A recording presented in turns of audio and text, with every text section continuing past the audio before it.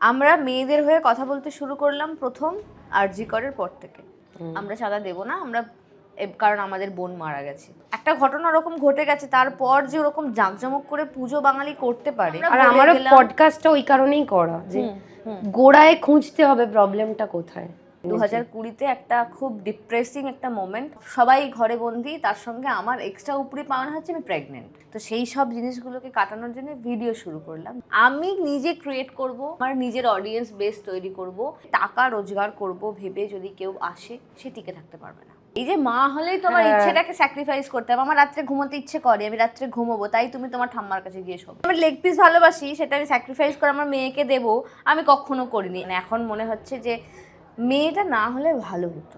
একটা খুব প্রচলিত কথা আছে যে গে ছেলেদের দাড়ি গোঁফ হয় না। আবার তো কি হয়ে যায় বউয়ের কথা শুনলে যেন ভেরুয়া। ভেরুয়া। আমাদেরকে তো বলে তোমরা তো হিন্দু ধর্মের কলঙ্ক। বৌমা কালচার, শাশুড়ি কালচার, এটা একটা খুব পেইনফুল কালচার। হ্যাঁ, ও অনেকে বলবে আমরা তো দিব্যি মানিয়ে আছি, তোমরা পেরেছো, তোমরা মহান। এই যুগে দাঁড়িয়ে ছেলের মায়েদের বিশাল দায়িত্ব, সেটা পালন করতে হবে। আর যেটা পালন করতে পারবেন না তাদের সন্তানরাই ভবিষ্যতে গিয়ে এখনকার সকল পুরুষদের মতন কিন্তু তৈরি হবে। এই ওয়েস্ট বেঙ্গলে এই মুহূর্তে দাঁড়িয়ে কোনো কাজ সুষ্ঠুভাবে হতে পারে না। কিছু প্রাইভেসি তো রাখতেই হবে। কিছু নয়, পুরোটাই। তোমার বেডরুমের কি বিছানার চাদর, সেটা লোকের কোনো রকম কাজের কথা হতে পারে না। কপালে লেখা টেখা কিছু নেই, আছে যা তাকে বলে ধপ। কপালে লেখা টেখা কিছু নেই, আছে যা তাকে বলে ধপ। গল্প জুড়ে তার শুরু হলো আবার বৈঠকে বৈঠক। গল্প জুড়ে তার শুরু হলো আবার বৈঠকে বৈঠক। শাশুড়িকে আনতে পারিনি, কারণ এই শোতে শাশুড়িরা অ্যালাউ নয়, তাই বৌমাকে সঙ্গে করে নিয়ে এসেছি। আজকে আমাদের সঙ্গে আছে কি বলবো, গয়নার বাক্স অর্ণব প্রিয়াঙ্কা। অর্ণব শাশুড়ি আমরা সবাই জানি, কিন্তু প্রিয়াঙ্কাকে আমাদের চাই, কারণ আমাদের শোটা পুরোটাই মেয়েদের নিয়ে। তাই প্রিয়াঙ্কা আমাদের সঙ্গে আছে, content creator Priyanka. Thank you so much এখানে আসার জন্য। অনেকটা দূর থেকে এসেছে এবং আমরা রাত্রিবেলা শ্যুট করছি। তো এই যাতায়াত নিয়েই কথা হচ্ছিল যে আমাদের ওয়েস্ট বেঙ্গলে এখন যাতায়াতটা ভীষণ প্যাথেটিক হয়ে গেছে। ভীষণ থাকে সিঙ্গুর থেকে, কিন্তু সিঙ্গুর থেকেও আমার বাড়ি 9 কিলোমিটার দূরে। বাপরে। তো কলকাতায় আসতে ইচ্ছে করে না? যে না, অ্যাকচুয়ালি আমি চাই না। কলকাতায় এলে হয়তো আমার কাজের জায়গাটা অনেক বড় হবে বা আমি আরও অনেক বেশি কাজ করতে পারবো। বাট ঠিক আছে, আমি কষ্ট করে একটু যাতায়াত করে নেবো, কিন্তু কলকাতা আমার মনে হয় আর বসবাসের যোগ্য না। এখন যে যারা থাকে তারা হয়তো আমাকে না আমরা জানতে চাই, আমাদের তো কোনো উপায় নেই, আমরা শুধু বেড়াতেই যেতে পারি, কিন্তু কেন নয়? কেন নয়? প্রথম কথা পলিউশন। আচ্ছা, তোমার জন্য খাবার চলে এসেছে, এটা আমাদের নতুন ডিশ। ওকে, এটা চিকেন রোস্ট।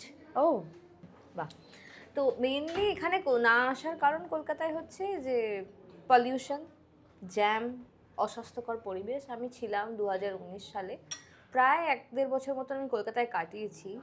আমার অভিজ্ঞতা খুব খারাপ কলকাতা সম্পর্কে, তো সেই জন্যই কলকাতা থাকবো না। হ্যাঁ, তুমি যদি সেইটা কাটিয়ে থাকতে পারো, কারণ আমাদের তো একটা আরবান হ্যাবিট চলে আসে যে চট করে রিক্সা, চট করে অটো, চট করে এখানে ওখানে পৌঁছানো যায়। সত্যি কলকাতায় 3-4 কিলোমিটারের মধ্যেই মেইনলি সাউথ অনেক কিছু পাওয়া যায়, অনেক কিছু পাওয়া যায়। সেটা আমাদের ওখানে একটু সমস্যা হয় না যে তা না, কিন্তু এই অনলাইন থ্রু জিনিসটা অনেকটা সহজ হয়েছে। যেমন কিছু একটা দরকার পড়লে হয়তো 1-2 দিন ওয়েট করতে হয় আমাকে। তোমাদের ওখানে অনলাইনে সব আছে?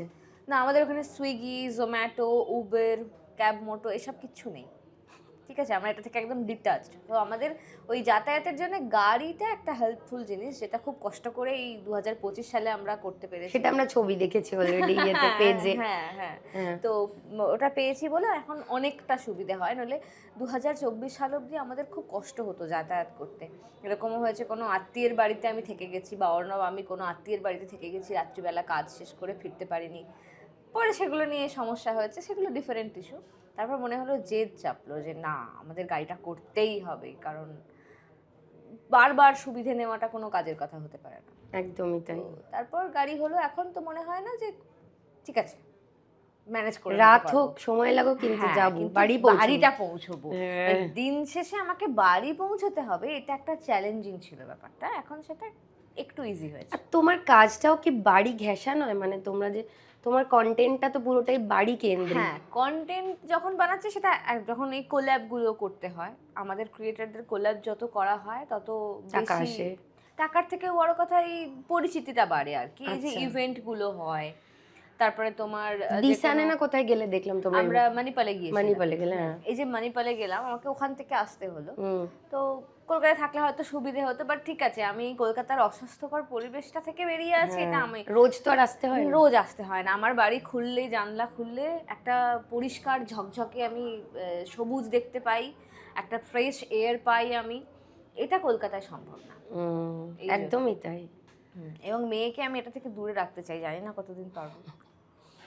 কিছুদিন পর পারবে না, তারপরে আবার ও হ্যাবিটে চলে যাবে, এটা আমার মনে হয়। কারণ যারা ওইভাবে বড় হয়েছে, যেমন আমার মনে হয় আমি কিছুদিন হায়দ্রাবাদ গেছিলাম, কিন্তু আমি কলকাতাকে মিস করেছি। কারণ সকালে উঠলে ওই বাংলা কথা না শুনতে পেলে, বাংলা গালি না শুনতে পেলে কিরকম যেন মনে হয় যেন খাবারটা হজম হলো না। পাশের বাড়িতে একটু আলুর তরকারির গন্ধ, চিকেন রান্না হচ্ছে, মাছের ঝোলের গন্ধ, মানে এগুলো না পেলে আমার মনে হলো যেন আমি কোথাও একটা কিছু নেই যেন পৃথিবীতে। তো এইটা। আর একটা হচ্ছে যারা ধরো এরকম পরিবেশে বড় হচ্ছে, গ্রামের দিক বা গ্রাম নয়, মফস্বলের দিকটাতে, তারা কিন্তু কিছুদিন পর হয়তো প্রথম দিকে ইয়াং বয়সে দেখবে তোমারও মনে হয় কলকাতা একটা হয়েছিল তো স্বপ্নের শহর। ওই কারণেই 2019 সালে আমি কলকাতায় শিফট করেছিলাম। আমি অর্ডার দুজনেই লিভ ইনে ছিলাম আমরা, বছর দেড়েক প্রায়, তারপর বিয়ে করেছি। তো ছিলাম ওই স্বপ্নীল জায়গা থেকে ছিলাম যে কলকাতায় গিয়ে থাকবো, হয়তো খুব সুন্দর একটা, বাট যখন দেখলাম রিয়েলিটি ইজ ডিফারেন্ট, এটা খুব বাজেভাবে হিট করেছিল আমাদেরকে, মানে বিশেষত আমাকে। অর্ণব ভীষণভাবে চায় কলকাতায় থাকতে। আরে ও খুব চায়, শাশুড়ি মার ভীষণ দুঃখ, তাতে খুব দুঃখ যে আমরা কেন কলকাতায় শিফট করছি না। একবার একটা ফ্ল্যাটও দেখলাম, প্রায় অলমোস্ট ঠিকঠাক, কিন্তু আবার আমি নিজে থেকেই স্টেপ ব্যাক করলাম।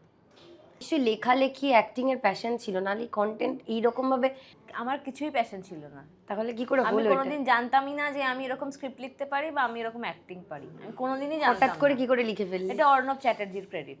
আচ্ছা। ও আমাকে এটা করিয়েছে। হ্যাঁ, লেখার ব্যাপারটা যেটা হলো, আমি লিখতে হয়তো পারি না, বা বই পড়ার অভ্যেস আমার নেই, আমি বই পড়তে পারি না, কিন্তু কোনো জিনিস পড়লে বা কোনো জিনিস কেউ পড়ছে পাশে, আমাকে পড়ে শোনালে আমি সেটা থেকে অ্যাডাপ্ট করতে পারি। শ্রুতিধর তুমি। হ্যাঁ, এটা পারি।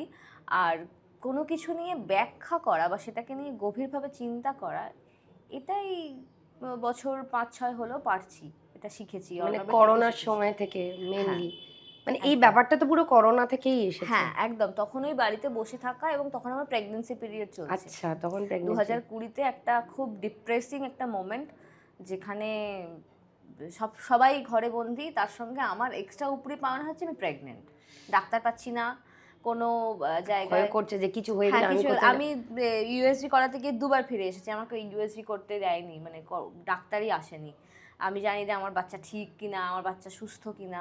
তো সেই সব জিনিসগুলোকে কাটানোর জন্য ভিডিও শুরু করলাম, যখন টিকটক বলে একটি অ্যাপ ছিল, যেটা তুমি কি জানো আমি নাকি প্রথম মিম ক্রিয়েটর? কি করে? চা খাবো না চা? তোমরা বাড়ি যাও, নাহলে আমি, কারণ আমি তো ইতালিতে দেখতে পারবো না। আরে এখানে 4 জন, বেশি লোক না তো। কেন আজকে কি করার কথা ছিল? এটা করার কথা আজকে। যাও বাড়ি যাও, এই চলো। তোমরা বাড়ি যাও।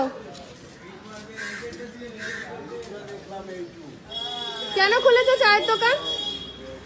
কেন খুলেছো চায়ের দোকান? কেন খুলেছো? আজকে খুলতে বলা হয়েছে? কারফিউ কেন ডাকা হয়েছে আজকে? পিকনিক করার জন্য? দেশে লোক মরছে, 13,000 লোক মরেছে, আমরা এখানে দাঁড়িয়ে চা খাচ্ছি। বুঝতে পারছেন কি হতে চলেছে? হসপিটালে বেড নেই 1000টার বেশি। এই কোশ্চেনগুলো ওনাদেরই করুন, যারা ওখান থেকে এসে ঘুরে এরকম রাস্তায় ঘুরে বেরিয়ে আর আপনারা কি সেগুলোকে ছড়াবেন? আপনারা আপনারা গিয়ে আগে কোশ্চেনটা ওনাকে করুন। আপনার তো করার ক্ষমতা আছে। কেন নেই? স্পেশাল সেক্রেটারিকে কোশ্চেনটা করতে পারবেন। তার ছেলে এসে যে এইভাবে রাস্তার মধ্যে ঘুরলো, আপনি কেন তাকে গিয়ে বলছেন? কোশ্চেনটা করুন। আমরা চা খেতে এসেছি, এখানে আড্ডা মারতে না। চা খাওয়া হয়ে গেছে, বাড়ি কেন চলে যাবেন। চায়ের দোকান খুলে রেখেছেন? চা খাবো না আমরা, আজকে বন্ধ আছে। আমরা খাবো না চা। না, আপনারা খাবেন না। ঠিক আছে, আমি এটা ফেসবুকে দিচ্ছি, আপনার চায়ের দোকান তো ঠিক আছে।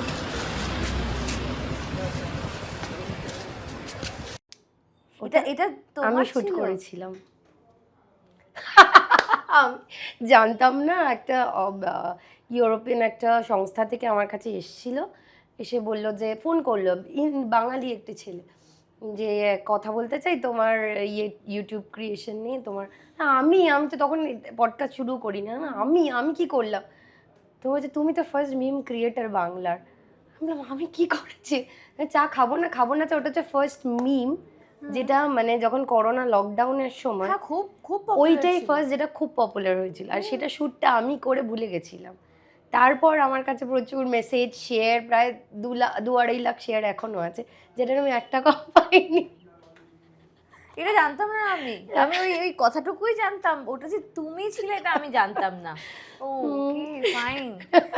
তো তখন অনেক কিছু এরকম হয়েছিল। কি মজা আর ক্রিয়েটিভ, আমার এত মজা লেগেছে, স্পেশালি যেটা তোমার ওই বাদশার গানটা নিয়ে মুখে অহ অহ করতে করতে খাবো না, ওটাতে মানে এক একজন এক এক রকম ক্রিয়েশন, এই মানে ইউটিউব এইরকম যে হতে পারে সেটা আমরা ফার্স্ট ওই সময় মধ্যে করোনার সময় সবাই জানতে পারলাম, একটা নতুন তখন প্রফেশন একটা দিক খুললো কিন্তু। হ্যাঁ সত্যি তাই। হ্যাঁ, ওই সময়টা আমরা বন্দি ছিলাম, কিন্তু একটা বেশ ভালো দিক খুলেছে, যেটা এই 2025 বা 26 সালে এসে কিছু মানুষের কিন্তু একটা বিশাল রুজি রোজগার, প্রফেশনের জায়গা। মানে তারা ওইটার উপর ভিত্তি করে সেই সময় যেটাকে আমরা ছাপড়ি বলতাম, যেটাকে আমরা বলতাম কাজ না থাকা পাবলিক, তারা আজকের দিনে দাঁড়িয়ে যে পরিমাণ এস্টাবলিশড, আমরা কিন্তু তার এতটুকুও হতে পারি। একদমই তাই।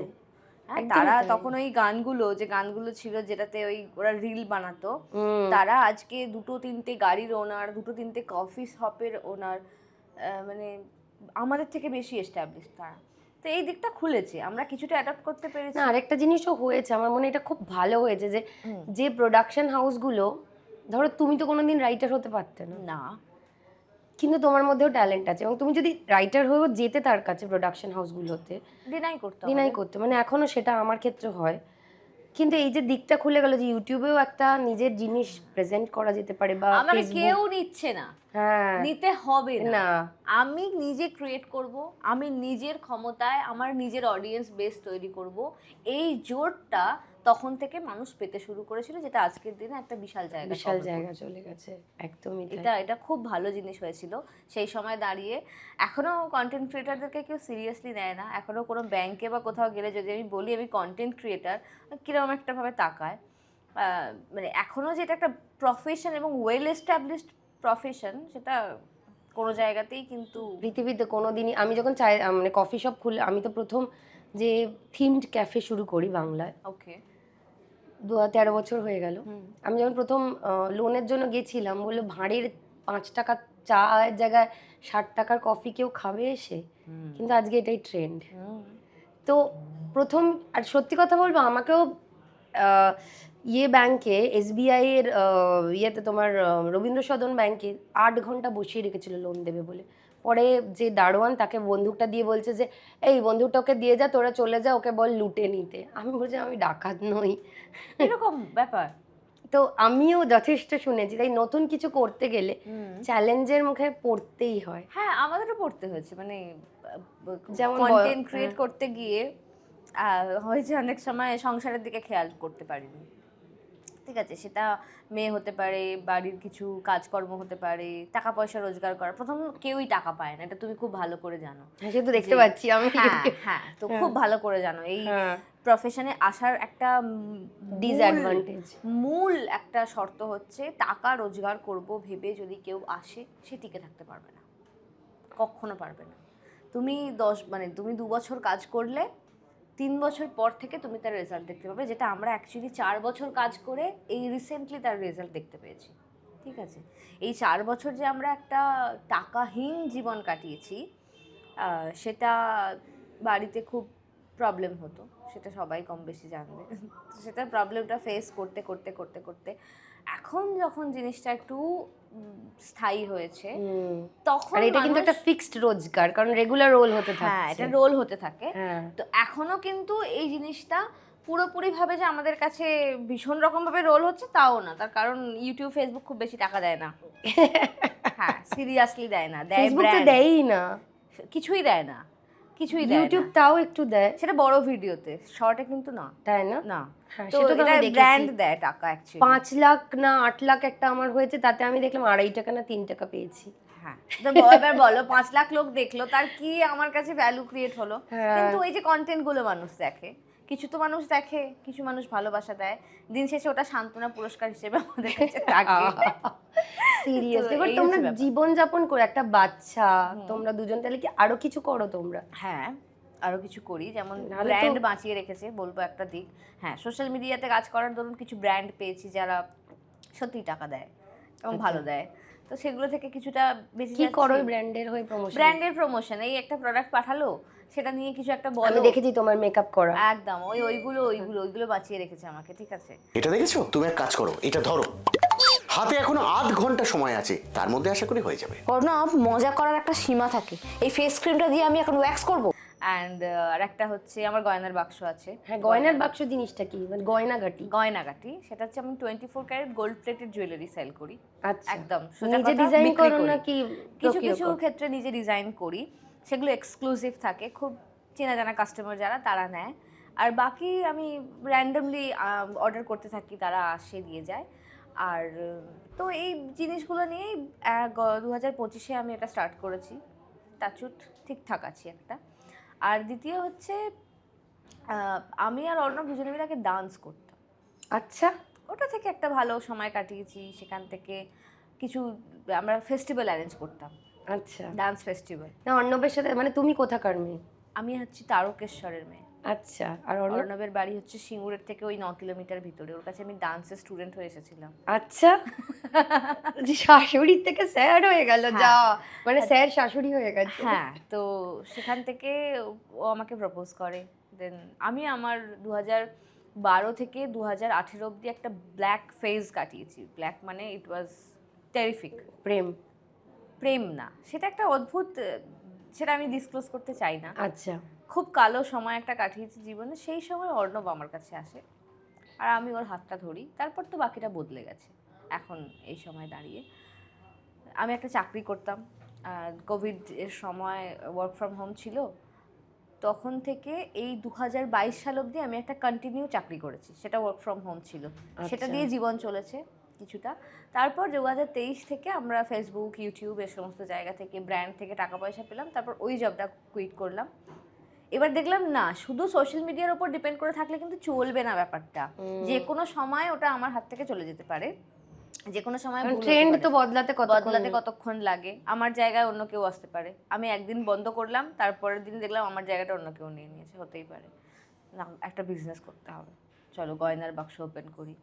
আমার এক বন্ধু আছে, সে জাপানে থাকে, সে আমাদের অর্ণবের ভাগনা আছে, সে আর আমি তিনজনে মিলে গয়নার বাক্সকে ফর্ম করলাম, লিগালি সমস্ত কিছু পেপার টেপার দিয়ে ফর্ম করলাম, তো এখন চলছে। বাহ। তুমি তারকেশ্বরে ছোটবেলা থেকে বড়? আমার সব বর্ন অ্যান্ড ব্রট আপ সবকিছু তারকেশ্বরে। তারকেশ্বর থেকেও আরো গ্রামে, আরামবাগ চেনো নিশ্চয়ই? হ্যাঁ, চাপাডাঙ্গা নাম শুনেছো? চাপাডাঙ্গার মেয়ে আমি। মানে আমি সেটাই ভাবছি যে সেই মেয়ের মন থেকে লিভিনের চিন্তা, মানে লিভিনের চিন্তাটা এসেছে অর্ণবের সাথে থাকার পর। অর্ণবের ভাবনা চিন্তা, আমিও ছিলাম ভীষণ রকম একটা রিগ্রেসিভ মাইন্ডের মেয়ে। সেটাই তো মানে তৈরি হয়েছে, তোমরা আমাকে তৈরি করা হয়েছে ওরকম ভাবি যে মেয়েরা এরকমই হয়, হওয়া উচিত, না হলে তার সংসারে চলতে পারবে না, সমাজে চলতে পারবে না। তৈরি তো হচ্ছে পরের বাড়িতে গিয়ে নিজেকে প্রেজেন্ট করবে বলে। একদম ওই রকম টাইপেরই ছিলাম আমি। তো অর্ণবের সঙ্গে যে কোনো মানুষ যদি মিশতে শুরু করে, সে নিজেকে বদলাতে বাধ্য। এটা আমার মা বদলেছে নিজেকে, আমার দিদা নিজেকে বদলেছে, আমার বোন নিজেকে বদলেছে, আমি তো বদলেছি। এবং এখন আমার মেয়ে আমাদের মতো করেই বড় হচ্ছে। একদম। তো সমস্ত আমাকে এখন যে মানুষ দেখতে পায়, যে প্রিয়াঙ্কাকে, সেটা সমস্তটাই তৈরি করেছে অর্ণব চ্যাটার্জি। এটা আমি খুললাম বলতে পারি। আমি নট অনলি লাকি, পুরুষ বন্ধু, যে বন্ধু, এটা আমি প্রথম হ্যাঁ। শুনলাম যে তুমি বললে বন্ধু। ও আমার কাছে না হাজব্যান্ড, না আমার ওই স্বামী যেটা বলে, বর স্বামী, এগুলো তো হয় না, এগুলো তো তৈরি করা। ওর বন্ধু, আমরা ভালো বন্ধু, যারা পরে গিয়ে বুঝেছি বিয়ে করলে হয়তো একসঙ্গে থাকাটা, বাড়িতে প্রপার্টি কেনা যাবে, বাচ্চার একটা দায়িত্ব, মানে বাচ্চা নেওয়াটা, এটা নিয়েও তর্ক আছে অনেক। আমরা একটা ভিডিও বানিয়েছিলাম যে আজকের দিনে দাঁড়িয়ে একটা প্রাণকে আমাদের পৃথিবীতে আনা মানে সেটা কিন্তু তাকে বিপদে ফেলা। প্রচন্ড, আমি নিজে বুঝতে পারি সেটা। এটা বলেছিলাম বলে না আমরা খুব ট্রোল হয়েছিল। সেটা আমিও, আমারটা তো সব থেকে বেশি পপুলার হচ্ছে মাঝে মাঝে আমার মা হতে ইচ্ছে করে না।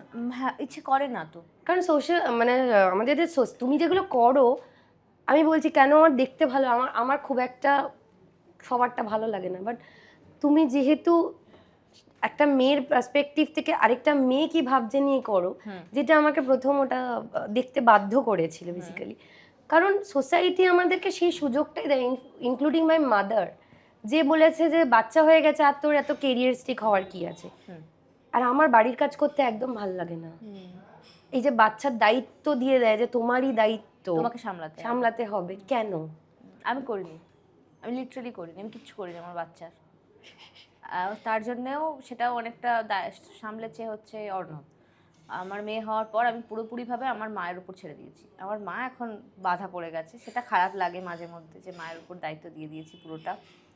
অ্যান্ড আমার শাশুড়ি মাও মাঝে মধ্যে বলে যে আমার মেয়ের সঙ্গে আমি খুব খুব কম হলেও 1 ঘন্টা সময় কাটাই কিনা সারাদিনে আমার সন্দেহ আছে, আমি কাটাই না, আমার ভালো লাগে না। কিন্তু আমার মা এটা বলেছিল, আমি যখন কাটাতাম না, দেখবি তোকে তোর মেয়ে তোকে ভালোবাসবে। এটা আমার মধ্যে এই কমপ্লেক্সে আমি ভুগি, এখন ভুগছি। সেটা হচ্ছে এখন এই যে মেয়েকে সময় দিচ্ছি না, পরে এটা আমাকে শুনতে হবে না তো?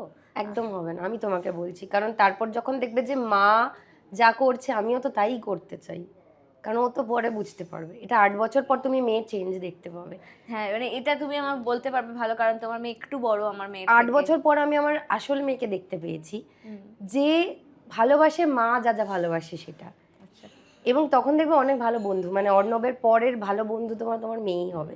এটা আমি যখন বলেছিলাম তখন আমিও বুঝতাম না, কিন্তু আজকে যখন একমাত্র, যেহেতু আমার কেউ নেই লাইফে, তাই একমাত্র মানুষ যে আমাকে সব থেকে বেশি বোঝে।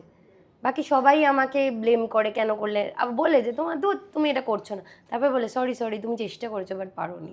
মানে এটা যে বুঝতে পারে, তো দেখবে চেঞ্জ হবে। আর এটা সত্যি হয় না, কারণ তোমারও প্যাশন আছে। হ্যাঁ, তোমার আমি আমার লেগ পিস ভালোবাসি, সেটা আমি স্যাক্রিফাইস করে আমার মেয়েকে দেবো, আমি কখনো করিনি। আমি তোমার দরকার পড়লে আরেকটা এক্সট্রা কিনে আনা দেখো, হবে। তোমার মেয়ের এখন কত 10 কেজি বা 15 কেজি ওজন, আর তোমার নিশ্চয়ই 50 কেজি ওজন, তো তোমার খাবারের প্রয়োজনও তো অনেক বেশি রাদার দেন তোমার ওই পুচকে মেয়ে। না, আমি এটা বলতে চাইছি যে ইচ্ছে, এই যে মা হলেই তোমার ইচ্ছেটাকে স্যাক্রিফাইস করতে হবে। আমার রাত্রে ঘুমোতে ইচ্ছে করে, আমি রাত্রে ঘুমোবো, তাই তুমি তোমার ঠাম্মার কাছে গিয়ে শোবে।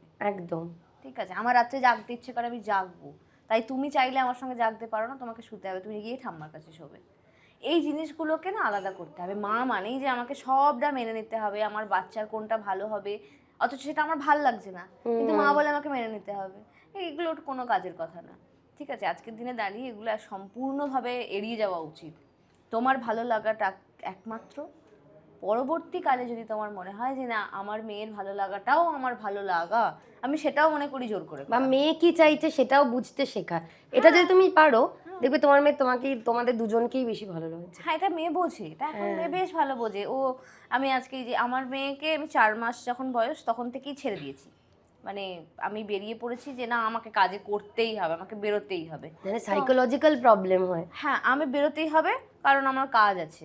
এবার আমার বাড়ির লোক, মা আর শাশুড়ি মা, আমরা একসঙ্গে থাকি, বাই দ্য ওয়ে বলি। আমার মা, আমার বোন, আমার শাশুড়ি মা, আমি, অর্ণব, আমার মেয়ে, আমার এমি 9টা বাচ্চা, আমরা এই মুহূর্তে একসঙ্গে একটা বাড়িতে থাকি। ভাগ্যিস সিঙ্গুরে থাকো, নাহলে এখানে এত বড় বাড়ি পেতে না। হ্যাঁ, না আমার সামনে আরেকটা বাড়ি আছে, আচ্ছা। আর সেখানে মা বোন রাত্রে গিয়ে জাস্ট শোয়ে, কিন্তু বাকি পুরো দিনটা আমার মা আমাদের সাথে থাকে।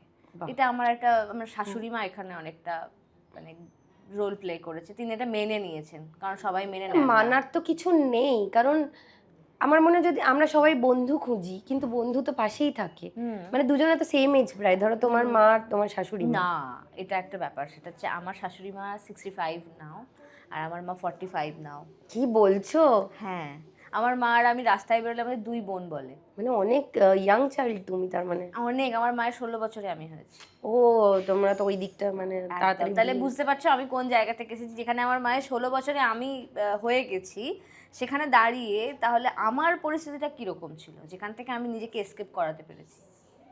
Very good. মানে প্রিয়াঙ্কা, তোমার মতো তোমাকে দেখে শেখা উচিত যে চেষ্টা করলে মানুষ সব পারে। হ্যাঁ, এখন আমাদের পাড়ায় আমি যাই না, আমি কবে আমার বাপের বাড়ি গেছি আমি কিন্তু ভুলে এখন গেছি। পাত্তা দেবে, কারণ তুমি এখন একটু মানে পরিচিত মুখ বলে দেখবে এখন তোমার সব সব ভালো হয়ে গেছে, তোমার কোনো খারাপ নেই জীবনে। এইটা না, খারাপ আমি, ওরা কিন্তু এগুলোকে কখনোই অ্যাকসেপ্ট করবে না। তুমি মনে করছো যে আমাকে এত লোক চেনে বা এত মানুষ চেনে বলে তারা আমাকে খুব হ্যাপিলি ওয়েলকাম করবে, না। তারা মনে করে আমি যদি ওখানে গিয়ে দুটো মেয়ের সাথে কথা বলি তারা আমার ইনফ্লুয়েন্সে খারাপ হয়ে যাবে, তাই একটা ডিস্টেন্স মেনটেন করে। Right. কখনোই ওরা আমাকে ভালো চোখে দেখে না, দেখবেও না, কারণ ভয় পায় ওরা, ওরা ভয় Right. পায়। ওরা চায় কিসের নিজেরাও ভয় চায়। পায় বলো তো? ওরা নিজেরাও চায় না আমরা বাইরে বেরিয়ে নিজেদের মতন করে নিজেদেরকে এস্টাবলিশ করব। ওরা এখনো মনে করে বিয়ের পর আমি স্বামীর বাড়িতে গিয়ে বাসন মাজবো, রান্না করবো, মার খাবো। হ্যাঁ। ওটাকে মনে করে যে রিয়েল ওয়াইফ বা একটা লক্ষ্মী মেয়ে, ওটাই যে তার সব একমাত্র- মুখ বুঝে নিজের ইচ্ছের ওটাই বিরুদ্ধে, একমাত্র তার ভবিতব্য। মানে আজকে 2026-এ দাঁড়িয়েও আমরা এগুলো বলছি এবং এগুলো আমাদের ভাবতে হচ্ছে। আর প্রিয়াঙ্কা সেটা থেকে বেরিয়েছে, আর সত্যি খুব কঠিন কাজ, কিন্তু ওটা করেছে এবং আজকে ও ভালো আছে যে ও যেটা চায়, যেটা ভাবছে, যেটা করতে চায় সেটা করতে পারছে। একদম, আমি আমার কোনো কিছু করার জন্য আমাকে কাউকে জবাবদিহি করতে হয় না। আমি যখন বাচ্চা নিতে চেয়েছি সেটা আমার, পরবর্তীকালে সেটা অন্যদিকে অন্য কিছু হয়েছে, মানে এখন মনে হচ্ছে যে মেয়েটা না হলে ভালো হতো, হ্যাঁ ওর জন্যেই ভালো হতো, যে এই পৃথিবীটা ওর জন্য নয়। আমরা তো কি স্ট্রাগল করছি, আমরা কি স্ট্রাগল করছি এখন, তারপরে কি তার করবে? পরের জেনারেশনটা আসছে, রোজ ভয় করে না যে আজকে মেয়ে যদি হারিয়ে যায়? হারিয়ে যায় শুধু নয়, ধরো ওর নিজেকে বাঁচিয়ে নিল, ঠিক আছে, কিন্তু যখন ও আমাদের বয়সে আসবে, কম্পিটিশনটা ভাবো, এখন তো মানুষের সাথে মানুষের কম্পিটিশন, একদম। এরপর টেকনোলজির সাথে ওকে কম্পিটিশন করতে হবে, সেটা ওর কাছে কতটা তারপরে এই painful। ধর্ম শুরু হয়েছে এখন আবার। এই তো তোমাদের আসে কমেন্ট ধর্ম টর্ম নিয়ে যে শাশুড়ি মা এরকম করেছে? আমাদেরকে তো বলে তোমরা তো হিন্দু ধর্মের কলঙ্ক। কলঙ্ক না? আমি তো একটা বিফ খেয়ে কেন নিজে পোস্ট করেছি পেজে, সেটা 11 লক্ষ ভিউ, এবং আমাকে সবাই বলেছে এই জন্য তোর সাথে এরকম হয়েছে, কারণ তুই বিফ খাস বলে। তোকে আরে আমার ভাল লাগে ভাই, আমার খাই। বয়সে আমি গোয়ায় গিয়ে বিফ খেয়েছি, আমার পেজে আমি পোস্ট করেছি, তাতে কার কি আমি জানি না, বাট গালির পুরো একদম কি বলবো লিস্ট। হ্যাঁ, ওরা ওই জন্যই অ্যাকচুয়ালি দেখবে যারা কমেন্ট করেন, আমি খুব ভালো করে দেখেছি, তুমি যাদের হেড কমেন্ট পাচ্ছ প্রোফাইলটা খুলবে, প্রোফাইলটা লকড, হয় একটা কোনো কোনো পাখির ছবি, কোনো একটা পশুর ছবি, কখনো আর তুমি ওদের প্রোফাইল কখনো দেখবে না যে প্রপারলি একটা ক্লিয়ার প্রোফাইল। আমার পরে মনে হচ্ছে এগুলো বলে পলিটিক্যাল এজেন্ডা, যে ঘেঁটে দাও লোককে, যাতে মানুষকে এইটা দিয়ে ব্যস্ত রাখো। আমি পলিটিক্যাল কমেন্ট করতে জানি, করলে আমি অনেক কিছু বলে ফেলবো, না দরকার নেই, কিন্তু আমরা হ্যাঁ। ভাষা ভাষায় চলে যাই। আমি মানে ওদেরকে ওইরকম ভাবে ব্যস্ত রাখো, বাকি যা কিছু করার আমরা করে নেব, ওরা ওই নিয়ে ব্যস্ত থাকুক। থাকুক একদম। কারণ পাবলিক ট্রেন্ডে চলে, পাবলিক হুজুগে চলে, আফটার অল বাঙালি, বিশেষ করে বাঙালিদের সাথে এটা হচ্ছে, তুমি ভালো করে দেখো। না না, সব জায়গায়, ওয়েস্ট বেঙ্গলে এটা বেশি হচ্ছে, সব জায়গায় ট্রেন্ড, কিন্তু ওয়েস্ট বেঙ্গলের লোকের হাতে বোধহয় বেশি সময়, আমি জানি না। জবলেস, ঘুগনি ছাড়া আর কোনো উপায় নেই জীবনে। After all jobless. জবলেস না। আর তোমাদেরও নিশ্চয়ই মানে আগে যাই যে শুরু থেকে যে তোমাদের এই কন্টেন্টটা ফার্স্টে কি মাথা এলো, আর অর্ণব নিশ্চয়ই এগুলো নিয়ে লেখালেখি করে, না হলে হঠাৎ করে এরকম তোমরা ভাবতে? অর্ণব লিখতো, অর্ণবের লেখার অভ্যেস ছিল, ও নাচ শিখতো? নাচটা কোথায় শিখ, মানে কি নাচ শিখতে তোমরা? আমাদের প্রথম আমরা করতাম কথক আর কন্টেম্পোরারি। আচ্ছা, অর্ণব কথক পারে? পারতো, আচ্ছা, আমিও পারতাম, তো আমি মাঝে মধ্যে খুব ইচ্ছা হয় একটা কথক আমার video- ভীষণ ফেভারিট, কারণ আমিও শিখেছি। হ্যাঁ হ্যাঁ, তো যেটা শিখলে প্রপারলি শিখতে হবে, না হলে বলো না যে আমি শিখেছি, সেই জন্য আমি বলি না কাউকে আমি পারি, ওই পারতাম, ভুলে গেছি সব কিছু। তো তারপর ও লেখালেখি করতো, অ্যাকচুয়ালি ও লিখতে ভালোবাসতো এবং বেশ ভালো লিখতো, তো সেই জায়গা থেকে ওরও ইচ্ছে ছিল যে না আমি একটা কিছু করব। প্রথম ও যেটা করতো যে একটা ক্লাস, একটা ইনস্টিটিউটে ভর্তি হয়েছিল, অ্যাক্টিং ক্লাস করতো সেখানে। তারপর ওর ইচ্ছে হলো আমি ডিরেক্টর হব, ওর এখনও ইচ্ছে আমি ডিরেক্টর হব। ও কয়েকটা স্ক্রিপ্টও লিখেছিল, সেগুলো এখনও আছে, যত্ন করে রাখা আছে। তো সেই জায়গা থেকে ওর মনে হলো যে সোশ্যাল মিডিয়াতে আমরা আমাদের কন্টেন্ট তৈরি করা শুরু করি। প্রথম একটু খুব সাধারণ কমেডি করতাম, খুব সাধারণ হিউমার, যদিও সেগুলো এখন বন্ধ করে দিয়েছি, এখন আর ভালো লাগে না ওগুলো করতে। ওগুলো দিয়ে একটু ফলোয়ার্স গেন হলো, তারপর আমি পুরো কাজের ধরনটা বদলে দিলাম 2024 অগস্টের পর থেকে। 2024 শাশুড়ি কবে ঢুকলো? 2025 ঢুকলো শাশুড়ি। আচ্ছা, শাশুড়িকে ইন্ট্রোডিউস করালাম এই যে বৌমা, এই যে বৌমা কালচার, শাশুড়ি কালচার, এটা একটা খুব পেইনফুল কালচার। হ্যাঁ, এটা যারা পারে, যারা পারে না বাদ দাও। ও অনেকে বলবে আমরা তো দিব্যি মানিয়ে আছি, তোমরা পেরেছো, তোমরা পারো, তোমরা মহান, আমরা মহান নই। সেই জায়গা থেকে অর্ণব আর আমার মধ্যে একদিন আলোচনা হচ্ছিল রাত্রে যে কি করা যায়। এই যে মেয়েদের সঙ্গে কন্টিনিউয়াসলি এই মেয়েরা কম্প্রোমাইজ করবে, মেয়েরা শ্বশুরবাড়ি যাবে। প্রথম আমরা করলাম পুত্র বিদায়। বাবা বিয়ের তো 6 মাস এখনো দেরি আছে। আমি ভাবছি আমার ঘরটাকে একটু রিনোভেট করাবো, মানে নতুন করে রং করলাম, ফার্নিচারগুলো বদলে দিলাম, তাহলে পারমিতা আসলে ওরও একটু অন্যরকম লাগবে, নতুন লাগবে। হ্যাঁ, তোমার ঘর তুমি রং করাতেই পারো, যত ইচ্ছা ফার্নিচারও কিনতে পারো, কিন্তু বিয়ের পর তোমরা এই বাড়িতে তো থাকতে পারবে না। মানে কেন? সেরকম কিছুই না, তোমার বাবা আর আমি একটা ডিসিশন নিয়েছি যে বিয়ের পর তুমি পারমিতা দুজনে একসাথে অন্য একটা বাড়িতে থাকবে। মানে নিজের বাড়ি থাকতে অন্য ভাড়া বাড়িতে গিয়ে থাকতে যাবো কেন? বৌমা যেমন তার নিজের বাড়ি নিজের বাবা মা ছেড়ে আসবে, তুমিও তোমার নিজের বাড়ি নিজের বাবা মা ছেড়ে সম্পূর্ণ অন্য একটা বাড়িতে দুজনে মিলে থাকবে। পুত্র বিদায় মানে হচ্ছে কন্যা বিদায়টাকে উল্টে দাও। হ্যাঁ একদম। তাহলে কিরকম হবে? এবং সেটা কিন্তু শাশুড়ি এবং শ্বশুর বলছে, বাবা মা বলছে যে বিয়ের পর তুমি আলাদা বাড়িতে থাকো, যেখানে সেও তার বাবা মাকে ছেড়ে আসবে, তুমিও তোমার বাবা মাকে ছেড়ে যাবে। তাহলে পেনটা দুজনে ফিল করো, শুধু একটা মেয়ে কেন ফিল করবো অন্য জায়গায় গিয়ে। খুব পছন্দ করেছিল মানুষ, ভীষণ পছন্দ করেছিল, অনেক ছেলেও পছন্দ করেছিল। খুব শকিং ছিল ওটা আমাদের কাছে, ছেলেরা এটা পছন্দ করবে আমি ভাবতে পারিনি। তারপর মনে হলো এবার শাশুড়িকে ইন্ট্রোডিউস করা। আমি একটা এর মাঝখানে কথা বলতে চাই যে বিদ্যাসাগরও কিন্তু ছেলেই ছিলেন, না হলে কিন্তু আজকে আমরা এখানে আসতে পারতাম না। তো ছেলেরা পাশে না থাকলে কিন্তু মেয়েদের এই স্বাধীনতাটা কোনোদিনই আসতো কারণ না। তারাই একমাত্র পারে ওই চেনটা ব্রেক করতে। একদম তাই। আমরা চাইলে পারবো না, কারণ যে রুল তৈরি করে, যাদের উপর ভর করে রুল তৈরি হয়, তারা যদি না এগিয়ে আসে সেই রুল ব্রেক করা সম্ভব না। ঠিক আছে, এই অর্ণব বলুন বা আমাদের আশেপাশে যে সমস্ত বন্ধু যারা আমাদের বোঝে, যারা মনে করে যে না যেটা হয়ে এসছে সেটা ঠিক হয়নি, তারাই কিন্তু এই স্রোতটাকে এবার এগিয়ে নিয়ে যাচ্ছে। তারা ছেলেই একদম, বরং উল্টে তারা মেয়েদের কাছে ট্রোল হয়। হ্যাঁ, অর্ণব ট্রোল হয় মেয়েদের কাছে, আপনি পুরুষ নন, আপনি পুরুষ নন। হ্যাঁ, অর্ণবকে বলে আপনি তো পুরুষ নন, আপনার মধ্যে পুরুষত্বের কিছু দেখতে পাই না।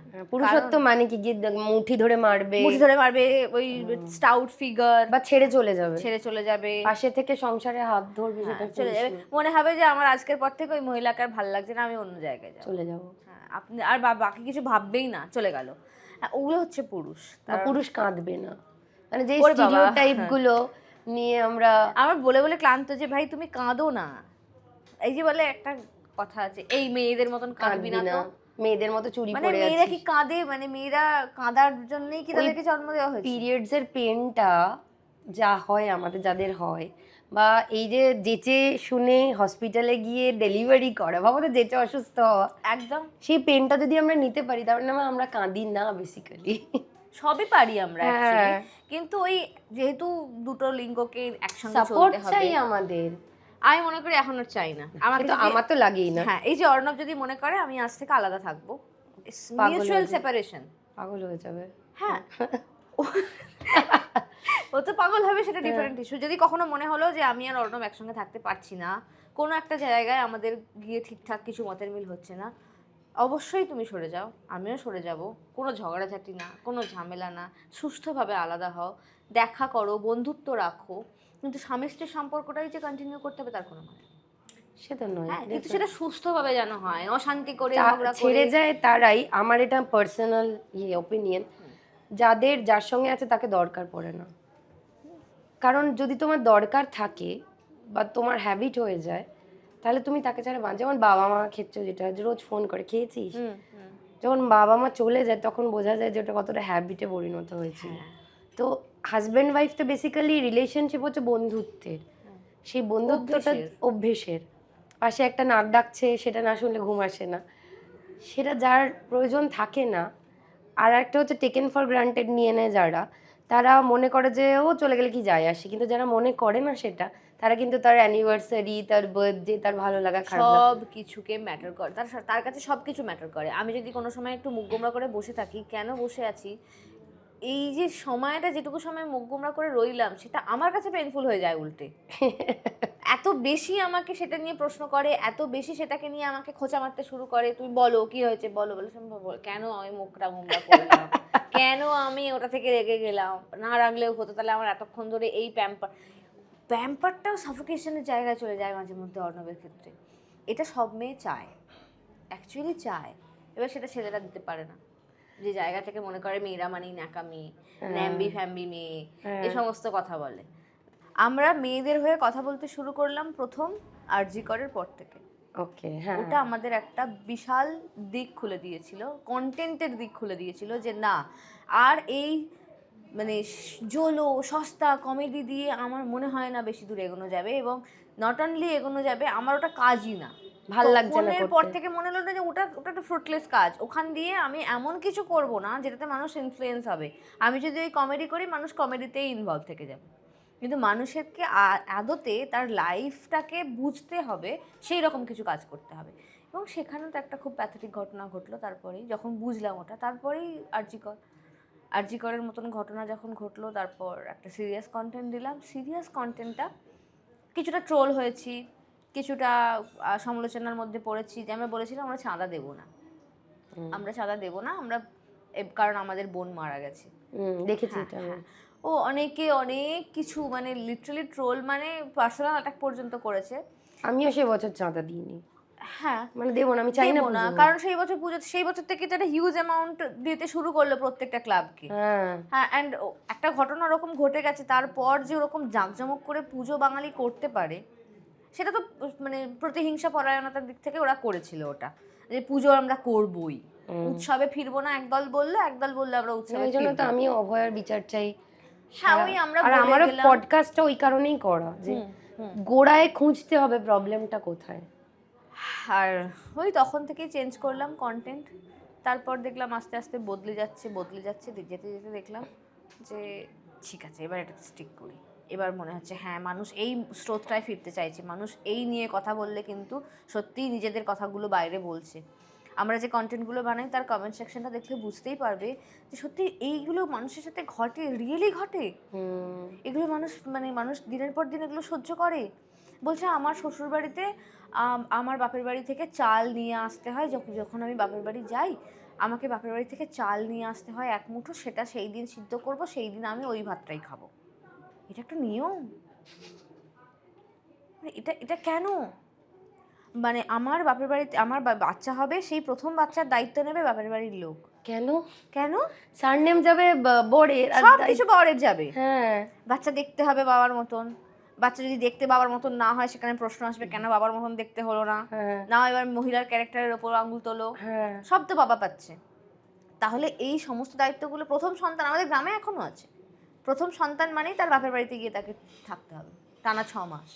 বাহ। এবার যখন বাচ্চা নিয়ে বাড়িতে বৌমা আসছে, একটা গাড়িতে মোটামুটি বাচ্চার জিনিসপত্র একদম লাট দিয়ে বৌমা রেডিও হয়ে গেছে কাজ করবে বলে সংসারে, কাজের লোকও তো ফিরছে, এবার ফিরছে।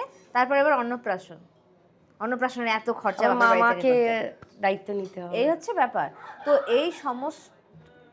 এই সমস্ত কথাবার্তাগুলো, এই সমস্ত ভাবনা চিন্তা থেকেই মেনলি আমাদের এই কন্টেন্টে আসা। তারপর পুত্র বিদায় হয়েছে, শাশুড়ি মায়ের নিয়ে এতগুলো কন্টেন্ট হয়েছে, আমার লক্ষ্মী চাই না বলে এরকম কন্টেন্ট হয়েছে, ওটাও দেখেছি আমি। হ্যাঁ, আমরা সন্তান নেব না বলে, আমি মা হতে চাইনি বলে কন্টেন্ট হয়েছে। এই সব কন্টেন্টগুলো 2025 থেকে আমরা শুরু করলাম, এবং এটা অনেক বেশি সাকসেসফুল হচ্ছে, অনেক অনেক অনেক বেশি। এবং নিজেদেরও একটা স্যাটিসফ্যাকশন। এই যে বুঝলাম যে মানুষ শুধুমাত্র ওপরিতলে থাকে না, কিন্তু হ্যাঁ, গভীরে ভাবনা চিন্তা করার মতন মানুষও সোশ্যাল মিডিয়ায় আছে, তাদেরকে খুঁজে বের করতে হবে। তো পেলাম। আরেকটা তো সবার তো সাহস থাকে না যে এইভাবে বলতে পারবে। কদিন আগে আরো একটা জায়গায় গিয়েছিলাম, সেখানে বলেছে যে মহিলা কেন্দ্রিক কন্টেন্ট কেন বানাও। তো মহিলাদের তো কখনোই বলতে দেওয়া হয় না, তারা বলতে জানে না, তারা ভাবতেই পারে না যে এই কথাগুলো প্রকাশ্যে আমি কারোর সামনে বলবো। কারণ আমি এখন বলে দিচ্ছি, ঘরের মধ্যে ঢুকে আমার কি পরিস্থিতি হবে সেটা তো আমি খুব ভালো করে জানি। তাহলে আমার হয়ে যদি কোনো একটা মানুষ এই কথাগুলো বলে দেয়, তাহলে আমার তো শুনে ওটা বেশ নিজেও অনেকটা রিলিফ পাবো, অনেকটা ভালো লাগবে যে হ্যাঁ, এই কথাগুলো কেউ তো বলছে, কেউ তো কারোর কাছে পৌঁছে দিচ্ছে এই কথাগুলো। একদম তাই। তো এগুলো ছেলেদের কি খারাপ পরিস্থিতি হয় না? হয়, অবশ্যই হয়, কিন্তু তার জন্য তারা নিজেরাই দায়ী। তাদের আগের জেনারেশন যা কিছু করেছে তার দায়ী, তার জন্য যে এখন পরিস্থিতিটা খারাপ হয়েছে ছেলেদের কাছে, সেটা তারা নিজেরা ভোগ করছে। একদমই তাই।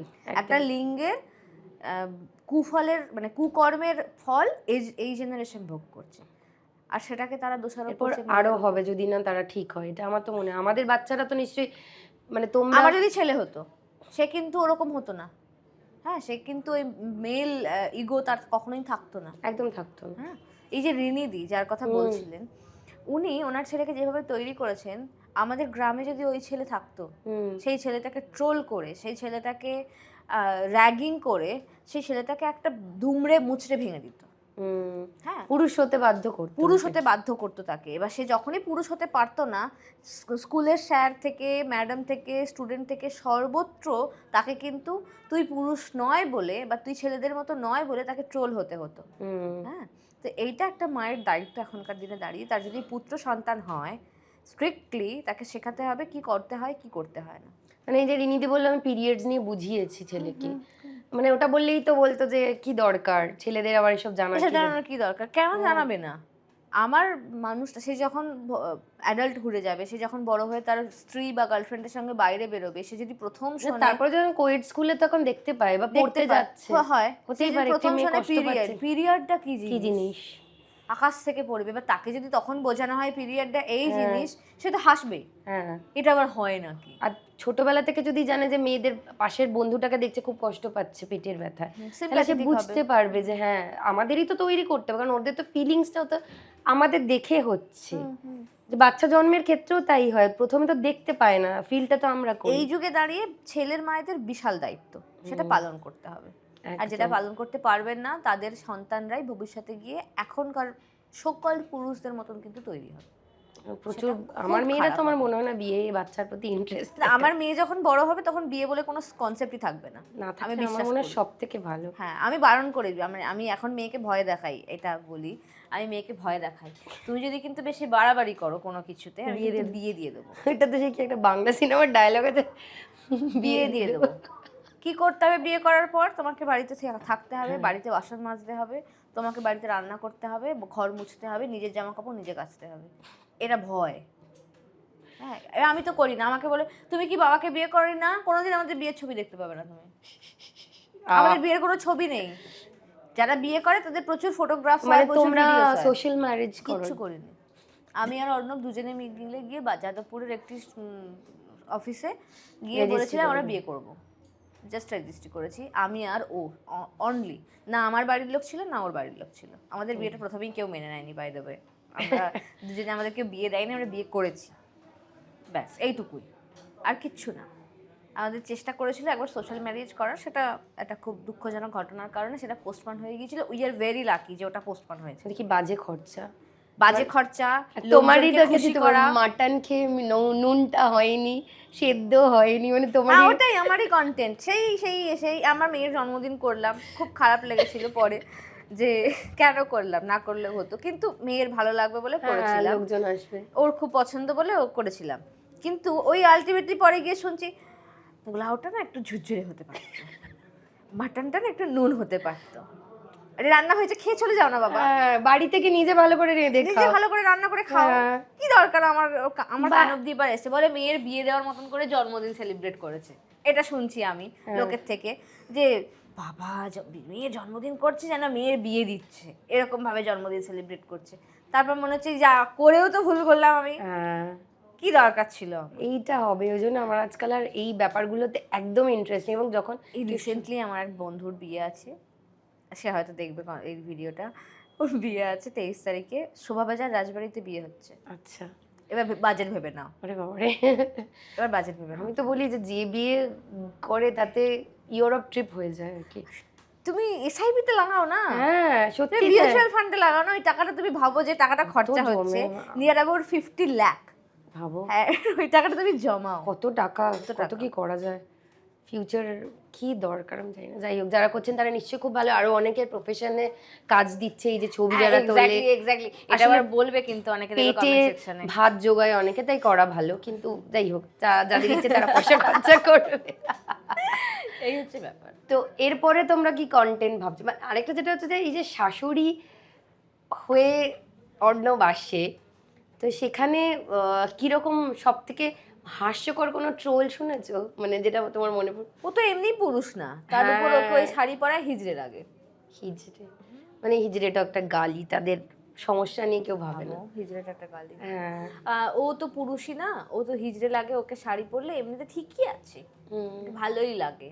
ওর তো দাড়ি, অর্ণবের এই দাড়ি গোঁফ এসব, গোঁফটা হয়, দাড়ি হয় না। তো মানে যাদের দাড়ি গোঁফ হয় না তারা পুরুষ না, এটা শুনবে তুমি। খুব এই যে গেদেরকে নিয়ে একটা খুব প্রচলিত কথা আছে যে গে ছেলেদের দাড়ি গোঁফ হয় না, অর্ণবকে সেই ক্যাটাগরিতে ফেলেছে আর কি লোকজন। তো যাই হোক, কিছু যায় আসে না আমার। মানে তার বউয়ের পছন্দ হলেই যথেষ্ট। আপনাদের আমার পাড়াতে আমাকে শুনতে হয়েছে এই কথা যখন আমি প্রথম আমি যখন কনসিভ করলাম, 6 মাস পর লোকজন জানতে পারলো যে আমি কনসিভ করেছি। আমার ওখানে কথা উঠেছিল, অর্ণব তো ছেলেই না, আরে অর্ণব তো পুরুষই না, তো ও তো সম্ভবই না প্রেগনেন্ট হওয়া। মানে একটা পুরুষ যদি তাহলে বউকে ওই খুব মহিলা, ভালোবাসে, না ওই মহিলা অন্য কোথা থেকে প্রেগনেন্ট হয়েছে। আমি এটা বলছি অন ক্যামেরা, আমি কখনো বলিনি।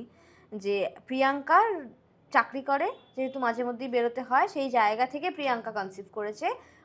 ওই সন্তানটা অর্ণবের নয়, ঠিক আছে? এটা আমাকে শুনতে হয়েছে।